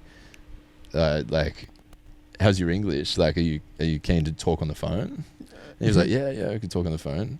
And and I called him, and we spoke on the phone for like 45 minutes or something. Oh, that's sick. Just like, just talking shit and talking about our bands and talking about touring and saying like, you guys should come and tour with us in Australia and things like that. Just putting the feelers out kind of thing. Yeah. And then, as you do, you got to hustle. Yeah, that was like 12 months ago or something. Oh shit. And then we talked about it on and off, and we probably locked it in maybe about 8 months ago. True. And we talked about February, and then we had different things come up and different potential delays for the album and stuff, where we're saying like, could March probably work and things like that. And they're like, no, we're going to tour in another country in March, another country in April. Yeah. different things like that. Get it done by Feb. Dude, they grind, man. Yeah. Fucking grind. It's so sick. I think they just came back from the US. I think they were in the US not long ago. I think that was early last year from memory, and they like popped off over there. Yeah. It was super sick. Well deserved. But even over there, when you see like the runner shows they were doing, they've just announced like a European tour with Gates to Hell as well. They're from the States, a fucking sick band. And this one with us, but even this one with us, they're doing like, there's going to be coming out soon that they're doing a couple of headline shows. They've also booked some New Zealand shows around it. So they're not just coming over to do our tour. They're coming over and they're going to do like almost as many shows that are on the tour on top of the tour. Like grinding. Yeah. Just grinding it out. It's so sick. And I'm like, fuck, like this is nuts. Like this is how to do it. Yeah. They put in work for sure. So we'd lined that up maybe like 8 months ago, and then we just sort of kept going from there. And then so Lachlan Watt from EVP, like from the label, he's also got Carbon Sunset, and he's brought out international bands before. Different styles, all sorts of different styles, and he's worked with Dark Mofo, and he's doing that new Into the Fall. Yeah, I saw that fest. Like he's doing some real crazy shit. I was like, would you be keen to maybe book the tour? Because I normally book the stuff, and I was like, I haven't brought out international bands before. Would you be keen to work on this with us? And he's like, yeah, I'd be keen to do it. And he's like, I saw Cruelty when I was in America, so he actually got to see him when they were in the States. He was in the States, and he saw him, and he was like, they're a fucking sick band. Like, I'd definitely be keen to bring him out. So he's booked that and organised all that as well, which has been super helpful. Like, it took a little bit for me to sort of relinquish control and realise like this is actually super helpful. I was kind of like, oh, what's going on? Like, freaking out, stressing out about stuff. I'm not sure how this is working and what's going on and everything. And I'm like, mate, just relax. Like, he's done this a million times before. It's gonna be sweet. Like, and I actually, sent him a message the other day, just thanking him like for all the work he's put into that on top of all this other sick shit that he's doing. Exactly. It's really, really cool. So along with booking a fucking festival in Melbourne, he's with how many international bands? Oh, dude, it's fucking. And then those 2 side shows that got announced, I think today that he announced them. I haven't even seen them. You didn't see them? No. Was it Gate Creeper? Yeah. Sick. Let me have a look. Yeah, imagine bringing out Gate Creeper and Undeath to Australia for the first time together. What was stabbing? What was the tour? What was the festival called again? Into the Fall Fest. Check it out on his social medias. Lachlan Watt bringing out some fucking killer death metal and metal bands for a new festival in Melbourne. It's gonna be sick. Super sick. Fucking keen as to see Gate Creeper. And dude, Undeath are killer as well. Like, I'd love for that band to do some side shows. They're fucking awesome. Oh, you know what? I think it's in here. This is great podcasting. Just look at your phone. Yeah, so I'm super stoked to be able to do that for the album. So there you go. Only side shows for Brisbane: Gatekeeper, Undeath, Convulsing, and Sydney is Obscura, Gatekeeper, and Plowshare. Yeah, Plowshare, Canberra band. They're sick. It's these or Into the Fall. There will be no more in any other city or from any other bands. Tickets sale 5:45 tomorrow. That was released 5 hours ago. Yeah, awesome. So tickets probably sold out by the time this comes out, but sorry, it starts out Into the Fall Fest and the side shows, which is sick. For a festival to do like festival side shows specifically in the other cities that they're not having the festival in. Absolutely, it's mad. Good, smart move. It is cool. Big brand move. Yeah. That's sick. So obviously he's organised all that and your tour at the same time, which is nuts. Absolutely. And let alone and then do Triple J as well. Yeah. On top of that. Yeah, runs a racket and also and Run. As well, he's in his own band. Yeah. And then doesn't stop. Sorting out the record and getting all the songs released and all that stuff as well. So he's been putting in tons of work, and it's really cool to work with someone that's been in the scene for such a long time and is still playing in bands to this day and is still booking tours and still booking festivals and still he's got his hands into it. He's on the pulse for sure, and he's been a pleasure to work with. He's super easy to deal with and sick. Knows what's going on, so pretty grateful for that. Absolutely. So that's happening February 16th to the 25th, I believe. Honest Crooks and Cruelty Hell Across Australia tour 2023, with the Sounds of Hell, our debut album, releasing through EVP Recordings on the 10th of February 2023. You got some sick supports as well. So you got Hell Across. So it starts Friday 17th of Feb. So it's Thursday 16th in the Gold Coast. Oh, Thursday 16th. Yeah. Oh, there it is. With Cold Blood and Entrapment. Yeah. Yeah. Goldie bands. Goldie, and then you go to Bris Vegas. Friday 17th of Feb. At Shackles and Crossface. Yeah, super stoked to get Shackles on that sick. One. Like that was one where it's like we want to try and ask them. You know what I mean? Like if they can do it, sweet. If they can't, like that makes sense. But for him to say yes and want to do it is fucking wild. Sick. It's a sick fucking band. And then you're at Nui, and then you got Blind Eye, and you got the lads in Splinter. Yeah, the Young Boys. Young Boys in Splinter. Sick. And then you got Factory Floor. Yeah. Fuck yes. And that's Burial Pit and Hell on Earth's first show as well. Absolutely. Burial Pit are a fucking hectic band. It's insane, heavy, sludgy, fucking straight up just heavy shit. It's like that's mad. It's like primitive man kind of style. Like I heard that band and I was like, get fucked. Like Brody suggested them and I was like, this is insane. Yes. Like, I'm so keen to see that. You're probably the most G to see that band. Yeah. Yeah. And Hell on Earth's gonna be fucking sick too. Yeah. First show with the new lineup. I don't think they've played a show for like 10 years. Yeah. So I said debut show, but it's been 10 years since they played a show. So new fresh lineup, fresh music coming out. Yeah, all OG cunts that have been around forever. Legit. That's a legit. That always have still been going to shows. Yeah. And still been killing it. Yeah. It's sick. Then you hit in Canberra. Yeah. So that's Face Cutter and Thin Too Thicker. And they're like fucking sick. Yeah, Thin Too Thicker. Like they're like they're the super young. They're hardcore. It's kind of like grindy, hardcore, sick, metallic, like a bit of a mix in there. Yeah. They're mad. I haven't seen them yet, but I know that they come out to the shows and stuff, which is sick. Yeah, mad. Next generation of Canberra heavy music. Absolutely. Face Cutter being Face Cutter and being fucking sick. Yeah. Their entire set goes for about 3 minutes 35 seconds. Their shortest song is like 5 seconds long. Yeah, it's just blast beats on the drums. That's all it is. I love it. That's so sick.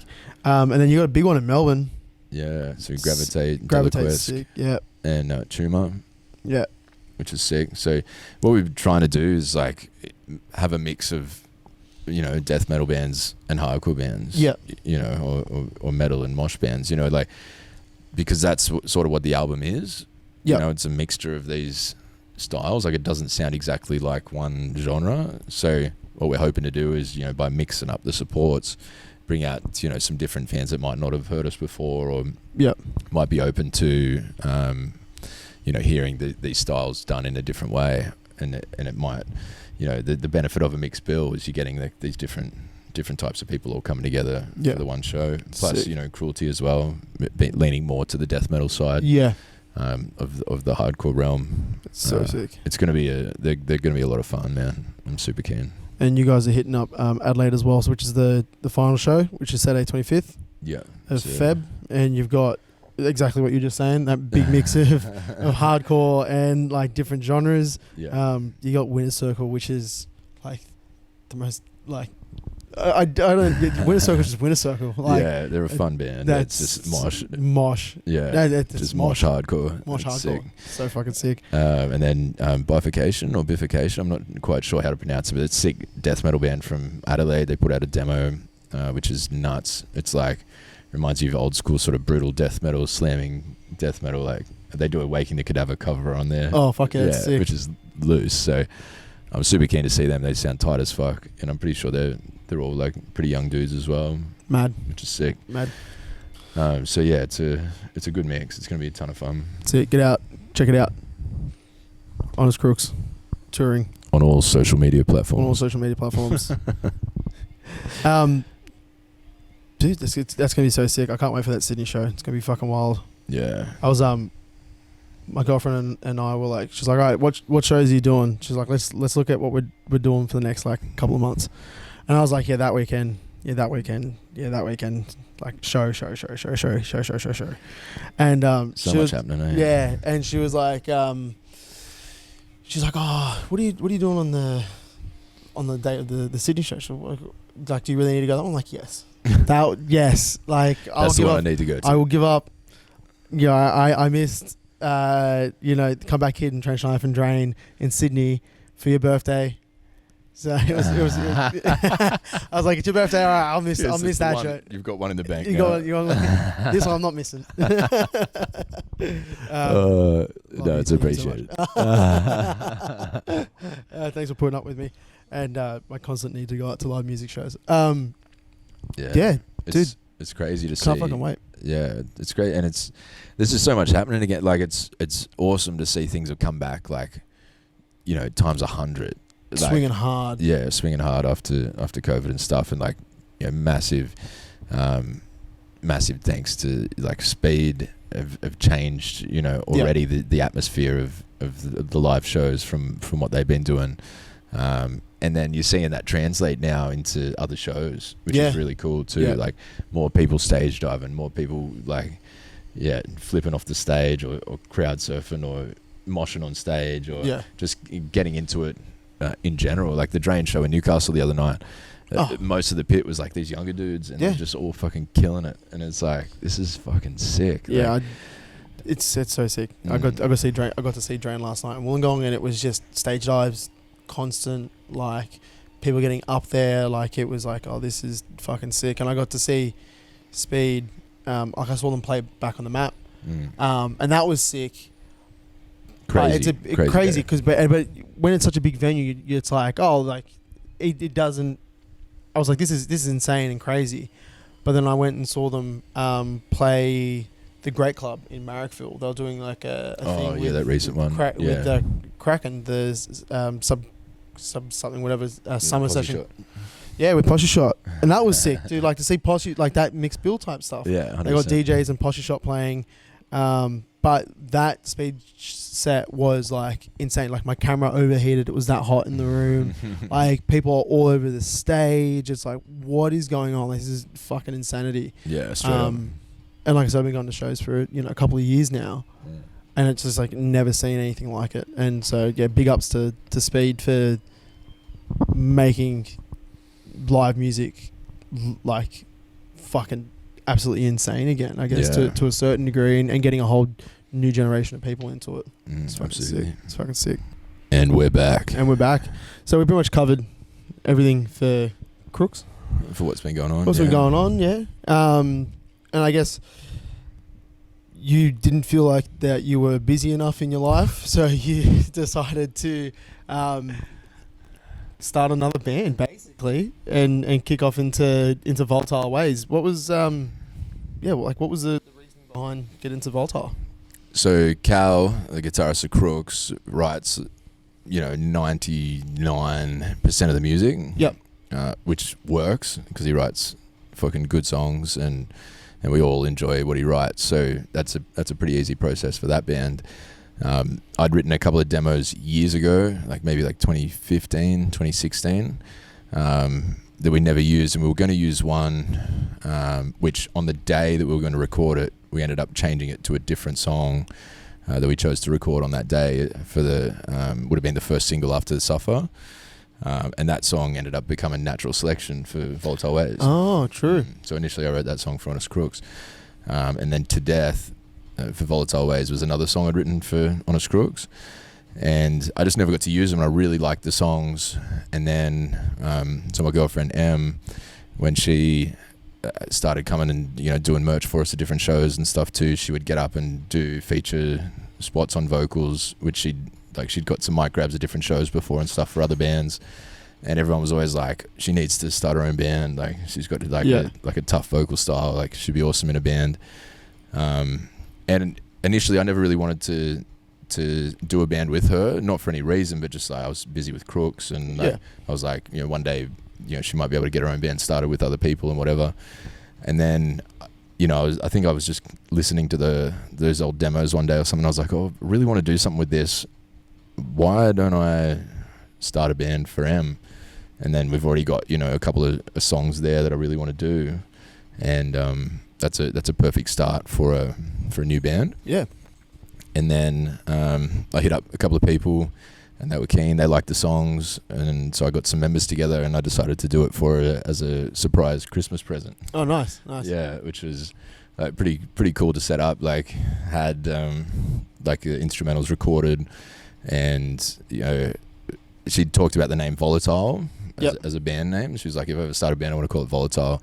And I looked it up, and there was like a ton of bands already called Volatile and stuff. Yeah. And I was trying to think of other ways it could work, and then I was like, Volatile Ways would be sick. And there was no other band called Volatile Ways, and it still has the same effect, and it suits thematically and all that sort of stuff. So I like drew up our first logo, and got like Chris Agus from Neck Up to like put together a promo photo with the members of the band, all live shots, from our other bands and M's features and stuff. Yeah. So it looked like us all performing as a live band. As a promo with the logo, and I had the social media pages all ready and everything.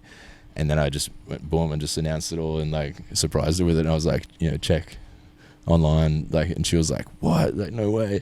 That's sick. And then, like the week after we recorded the first single, put that out, like, so it was like a week after we'd announced that we had the first single out, and then did the 2-track earlier the next year, and then it all just sort of went from there. So yeah, it was just a little idea I had as a surprise, and it was just meant to be a fun little project, and it's now turned into another touring band. Yeah.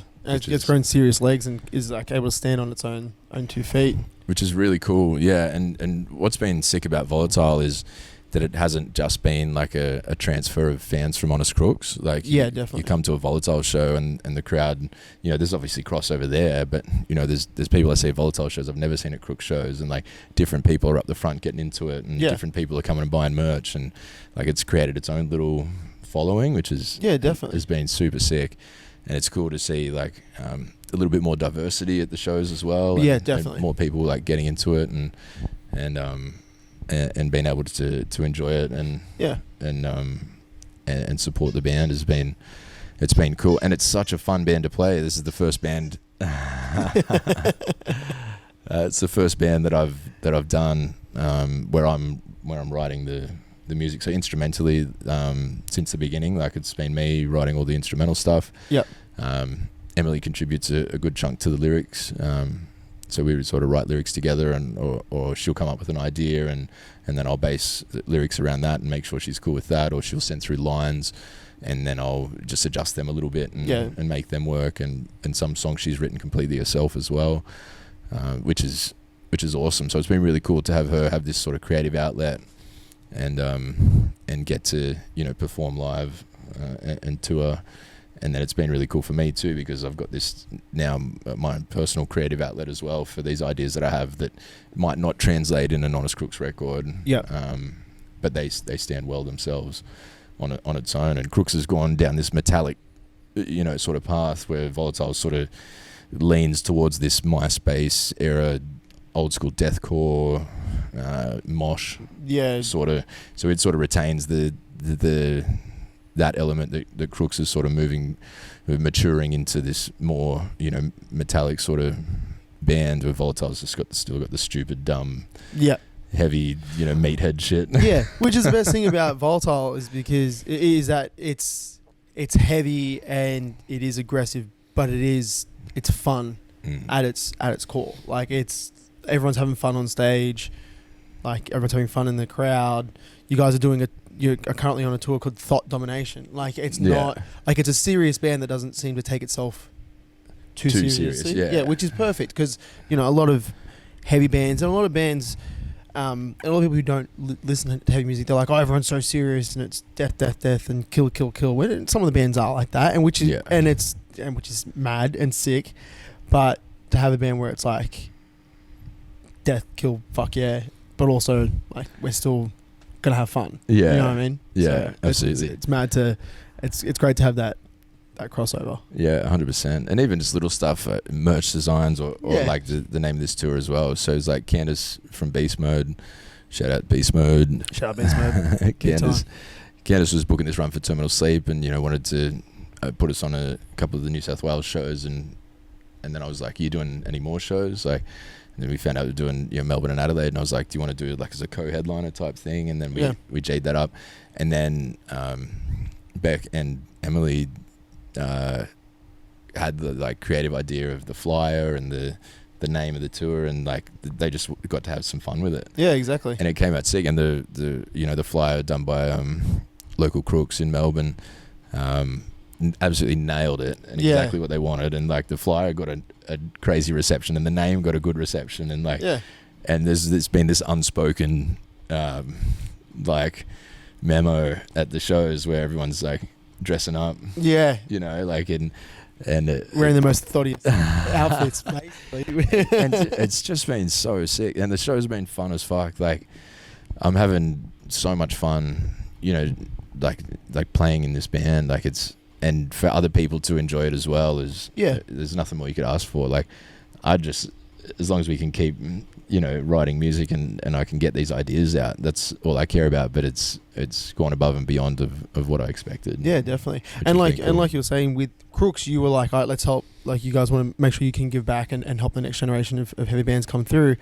And you're still doing that same thing with Volatile, especially with like the diversity aspect of things. For women to be able to feel like they're, hey, like Em's doing vocals, like, and she's like, get in the pit, like you're accepted here, like come in, because like it is like, I'm not a small guy, but I go to a show, I'm like, oh dude, like this is too much, like I'm gonna stay out of this one. And I can't imagine being a smaller person or being a female at a show, how it would be so much more confronting basically, and how difficult it could be to get involved in the heavy scene, because it is very male dominated, but to be able to go, there'll be women that see M having fun and you guys all having fun and everyone being supportive, and go, oh fuck, like I really want to do a band too, and then you'll get a new generation of bands come through from that. And the same as Terminal Sleep. Terminal Sleep are fucking killing it. Gravitate are killing it. Like there just seems to be all this big wave of bands coming through. Alga Mortis as well. Dude, fucking Alga Mortis. Like the Goddess of Rot tour that we did with Trench Knife and Alga Mortis. Like it was nuts because we have CC features on one of our songs, and being able to do that live, so have M and CC on stage, and like just the combination of vocals, and like and people are like, wait, what the fuck, like this is just insane, like as like some of the heaviest stuff that we've got, you know what I mean? And then you've got Beck from Terminal Sleep or Cat from Gravitate, and like they've all got their own styles, and we all play in different styles of music, but it all fits together perfectly again. And you can like, and it's just been fun as hell doing, and the vibe at the shows it's not hostile, like no, it's you've got so good. You've got big cunts in the pit, and then you've got like these girls or other like non-males or whatever, like in the pit going hard, and the energy is still it's unmatched. Like, and there's no drama, there's no issues. It's like it's just sick as fuck. Everyone's having a good time. I think it goes to part of the way, like, of getting rid of that, because for so long, like, heavy music was just like real shitty towards non-males and females. Like, it was, for a long time, like, especially in the early days, it was like, not the most welcoming place. And by having these bands that are like Volatile, Gravitate, Alga Mortis and Terminal Sleep, just to name a few, that are heavy, very well like practiced bands, like bands that are really high quality, that are able to have fun and put on great shows, like it does a lot for the heavy scene in general. Absolutely, it's fucking sick. It's fucking sick to see. Well, Kat from Gravitate, she was one of the main people that was like G&M up to start a band. Oh, true. Because she came up to that Damage Control Crooks show that we're talking about. Oh, really? At the Hemo in 2019, and that was one of the ones where M did a feature, and Kat's like, you need to start a band, like you need to, like it'd be so sick. And now M's featured on one of the Gravitate songs on Vertical Proof. That's mad. From the Clarity of Distance EP. So it's fucking cool. Like it's still supporting us. Actually, now that there is a band, and that we've played shows with them, they played on the Goddess of Rot tour, and the one we played in June with Crooks and Volatile. So just seeing it all come together, and and getting to do, and becoming good friends with these people, and same again, like that's what's making touring fun. Yeah, like we're touring with our friends, and the shows are going off. Yeah, so it's like whatever we're doing is working. So yeah, just, exactly. Let's just keep doing it. Yeah, it's so great to see everyone going to shows and having a good time. Absolutely. It's so sick. And no bullshit. No bullshit. And it's like, yeah, there's no bullshit in it at all. It's like it's a fucking sick time. Who is in Volatile Ways?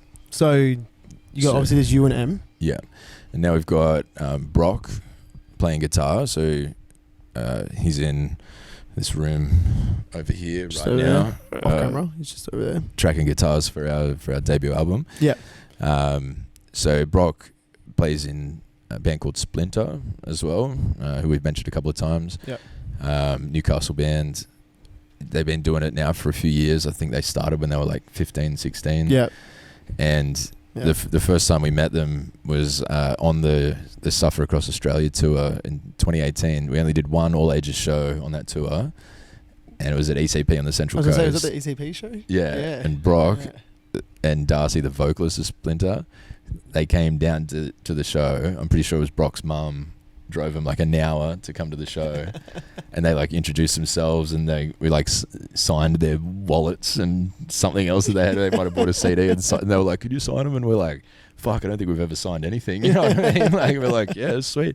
We're like, "This is mad!" Like we did an all ages show, and these young guys rolled out, they're already doing a band, and then we wouldn't really see them because they were underage. So then I think it was might have been the Harm's Way tour or the Damage Control show, I can't remember, but Brock like came in early, like before the venue, we were doing loading. He's like, came in, he's like, "Oh, do you guys like need a hand loading in or anything?" And he was just trying to get into the show, so he could already be in the room. You got to be smart. You got to play the system sometimes. And I just remember that bit. I was like, "This is fucking pretty mad."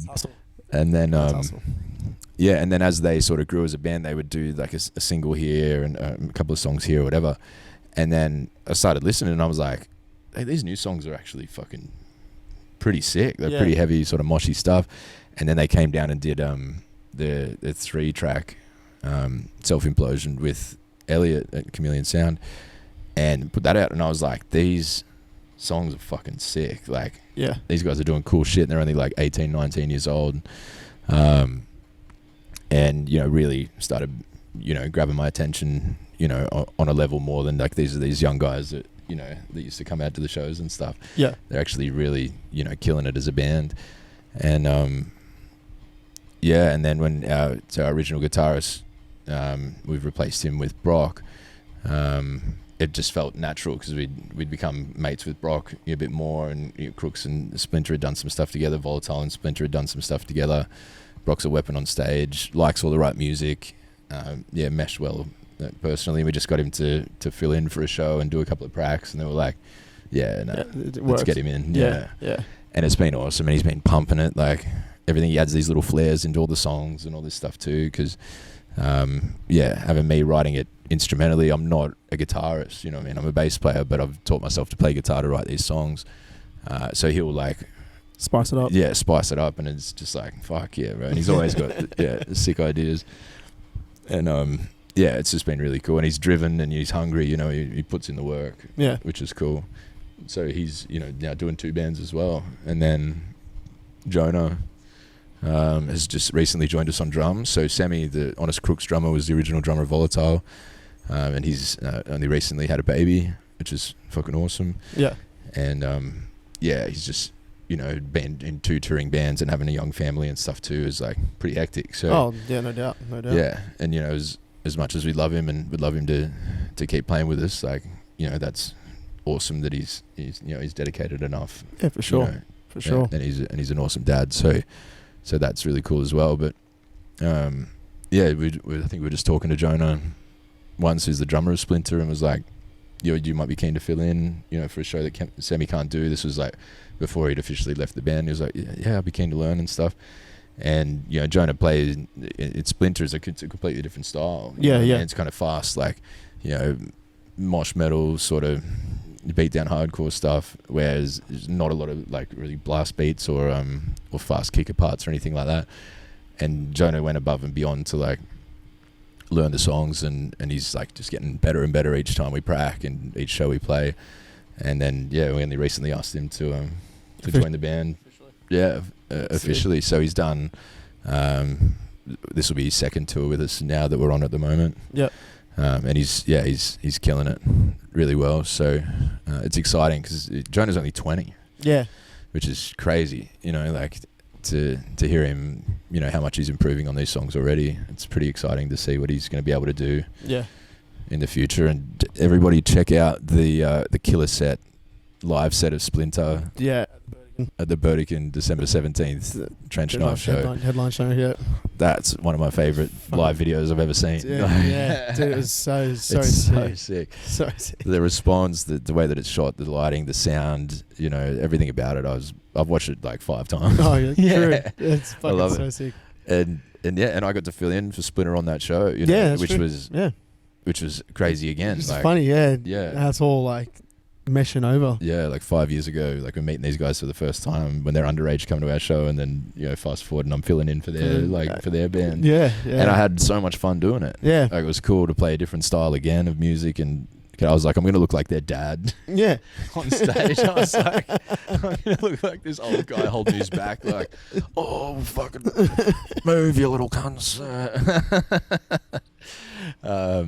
But no, it was a ball. That whole show was awesome. Wild. And I booked that show as well. Yeah, you know what I mean? Like, so what we were talking about before, like, started booking shows for other bands and they've been killing it. Trench Knife first headline show to sell it out at 140 cap, and then increase the cap to 160, sell it out again. Yep. And the Burdekin upstairs say that's the most people they've ever had in that room. Yeah.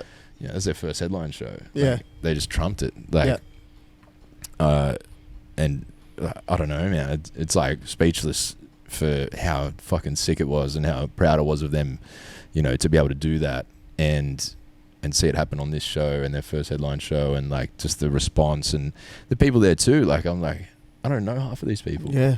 You know what I mean? It's like where they come from, and there's like, it's all new people coming up, and like you're saying with that headlining show, they had Scorn open, which was their first show. Yeah. Which is sick. They play into a sold out fucking Burdekin, basically. Like, the majority of the people were there. Like, to play in front of a big crowd like that for your first show was insane, and they killed it. Yeah, they smashed it. Newy band. And then, another Newy band. And then Slaughter Cult, which is like death grind. Yeah. Which is like complete opposite to what anything else is, but that attitude of getting bands that are and promoting, like Trench Knife are doing the same thing that you guys did for Trench Knife, and they did that for Slaughter Cult, and Slaughter Cult played the Burdekin for their first show. Was that on the? That was the Goddess Rot tour. Goddess Rot tour. That was their first show, and it fucking went off. Yeah, which is mad. Yeah, whereas awesome. Years back, you probably wouldn't have gotten that much crossover. Like for a death grindcore band to playing with like some hardcore bands, it's like, oh fuck.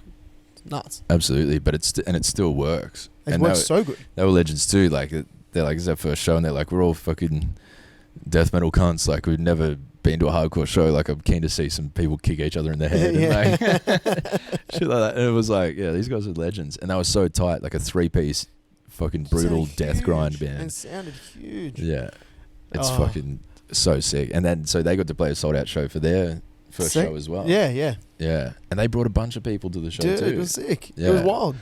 It was cool as fuck. And just even so seeing this the growth of then to the Trench Knife show. From the Volatile show to the Trench Knife show, and more people fucking with them. Yeah. And we wouldn't have known about them if Trench Knife didn't put us onto them.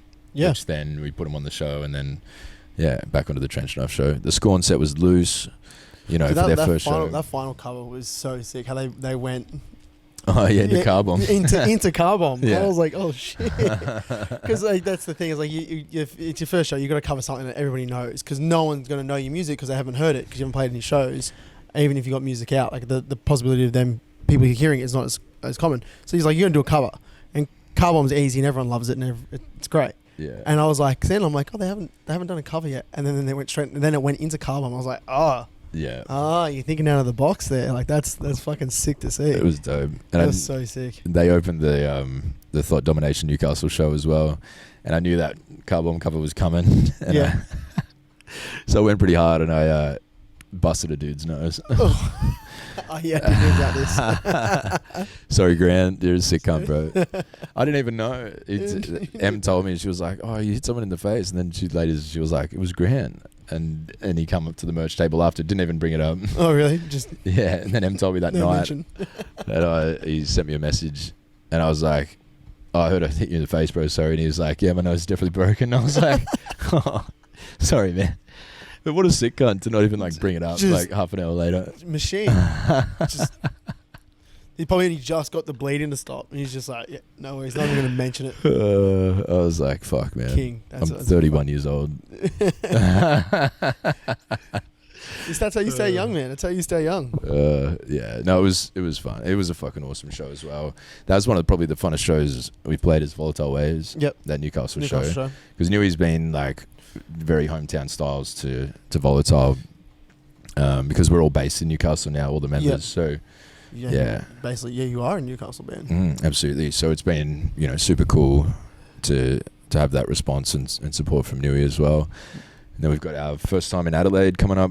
I think it's next weekend. So it's not this weekend, it's next weekend. Next Friday the 3rd, it should be. Nice. We're flying down for that one because it's just a standalone show in Adelaide, and then Melbourne the weekend after. So, it's a big maneuver to drive there for the one show. So we spent a bit of coin and we're going to fly down. Yeah, nice. Which is cool, and I'm excited. The Adelaide show of the Justice tour the Crooks just did was the best response for Honest Crooks of the whole tour. And we sold the most merch that night out of any of the shows and everything.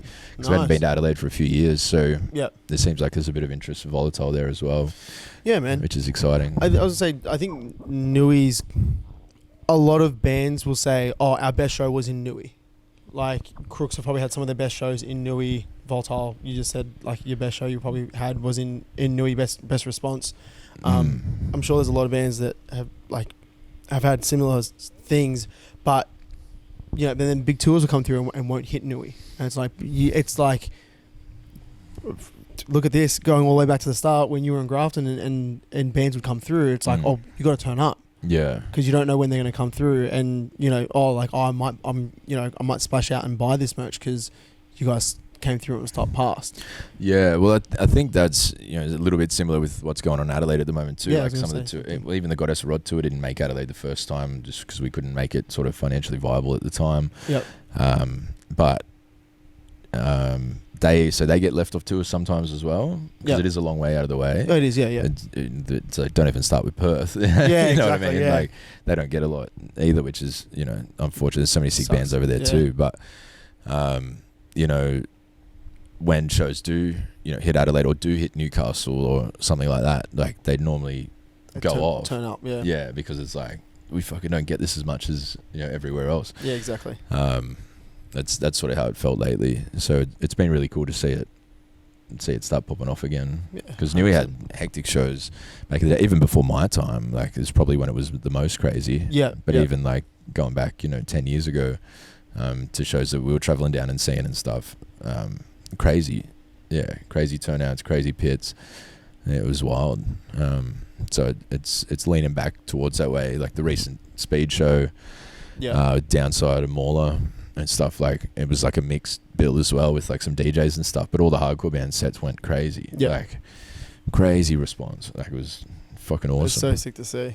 So sick to see you coming all back in Newcastle. Yeah, absolutely. I guess we probably weren't all that clear earlier on in the episode. We're at the Chameleon Studio. We mentioned that, but the reason that you're down from Newy and Brock is down from Newy is because you guys are in the process of recording. Yeah, the new Volatile Ways album. So nuts. It's fucking nuts. Yeah, it's pretty cool. It's been probably finished writing it maybe about 12 months ago. Yep. And we had the first pre-pros done. I was looking at the tracking the other day. Third 1st of March 2022, and then we finished the last of the pre-pros December 2022. Nice. And then we've got it down now, so we're just finishing off the rest of the guitars today, so it's day 4. So be guitars sorted, and then we've just got bass and drums is getting finished over the weekend, which is pretty exciting. And then we're just going to chip away at the vocals as we go through and have some time. Elliot's going to the States with Justice for the Damned in February, so he's got a month off there. So when he gets back, we're just going to work on that. We don't have a specific deadline for it, as we just put out the You Died 2 track as well. So we're going to have some sessions just to work on it. Right. Work on it. Come on in. Oh, we got a fucking cameo. We got a cameo. There's a camera there. There's a camera there. B-Rock, the brick. So no specific deadline for it. You just obviously we want to get it done as soon as possible. Yeah. But we're going to do some vocal pre-pro and stuff back at home with Emilly and Brock and get all that down, so when we come into the studio we could just crack it out and make it sick. But it's been pretty exciting. So I've been loving writing for this band, so I'm always playing, I'm always writing and recording, and most of these songs, they were just a session, like one session, had the song finished, sick, do another session like a couple of weeks later, just when I had time to play guitar and do another song, and then I would just go and record them with Denny from Vilify. So she does, she's got a little home studio and she does pre-pro stuff at home. Oh, sick. And that was cool to have that in Newcastle, because I could go and, because I can't program drums and stuff like that. Like I can just get the riffs down, track the riffs, and then we'd go to her and I'd just be like, okay, this is what I'm thinking for the drums. She would program for me, we'd track guitars and bass, and then boom, we've got a song done. And then I can, work them out from there, say, okay, this would work in this order. These songs flow into each other this way. And then start working on lyrics and putting it all together. So, it's been pretty fucking cool. But just the time, and already it's been over a year. That we've been working on it. And it might be ready for late this year. It might be early next year. Like, I don't know. Sick. Then we have to get you to come back on. You and Em probably get you guys to jump on and have a chat. We have had Em on. I think it wasn't 2020. I think it was 2022. I think it was 2021. We had Em on the Killer it was Salt. a while ago now. It was before we were in Newcastle, so it could have been 2020. Possibly. Oh, it probably was 2020, to be honest. Yeah. Yeah. So it's been a while. Yeah. Definitely have to get you guys back on to chat about that and go a little bit more into Volatile Ways. I will say I was there for your first show of Volatile. Yeah. That was a staunch show. Yeah, Cambridge Bushfire Hotel, Relief. Yeah, Bushfire Relief, Cambridge Hotel, up in Newey, and you guys covered some No Zodiac. Yeah, which was fucking so sick. It was fun. Yeah, that was fun. That sets up on. I think it's on. Yeah, it's on yours on Killer Set. Yeah, it's on the Facebook. I gotta try and get all that Facebook video. It's on the YouTube as well. Is it on YouTube? Yeah. Oh. Yeah, it's got a couple of thousand views, but it does. Yeah, that was actually for a while. That was one of my highest. Videos, like highest views in out of all the videos. So it's sick. It's a sick video. I love watching that. Yeah, even as just like the first show, it was just so fun. Yeah, and I think it set the tone for Volatile Ways. Like it's going to be sick, but it's going to be fun. Like it's going to be a fucking great time. Straight up. Yeah. So that's all been killer, and like we've been pretty consistent with the release of music too. Like the 2-track. Yep. Early 2020, then the first EP was August 2020, and then we had the next 2-track came November 2021, and then this new 2-track December 2022. Yep. And then the album. You're doing touring. You're touring as well now off the back of that. Yeah. So that's all been really sick. We're hoping to try and get like a support tour. Would be cool. That's the next thing I want to try and do, is like try and get a supporting tour with another band, which we haven't done yet. So we're just doing our own tours. Like it's a co-headline with Terminal Sleep now, but if we can get on a Suppoert Australian tour, that'd be killer. And then look to do another headliner once the album's out. Yeah, that'd be so sick. Yeah. So it's just been a ball, and I'm really excited for what's happening with Volatile as well. Yeah. It's got a good little bit of traction happening. So it's it's exciting to have some two bands, you know, that are busy and touring, and you know, we get back from this Melbourne Thought Domination show and go straight into the Cruelty tour the same week. Oh, true. Yeah. Non-stop. Yeah. Road dogging. Road dogging forever. Road dogging as. Yeah. Yeah. You're not driving for the Cruelty tour, are you? You be driving Cruelty and Crooks? No,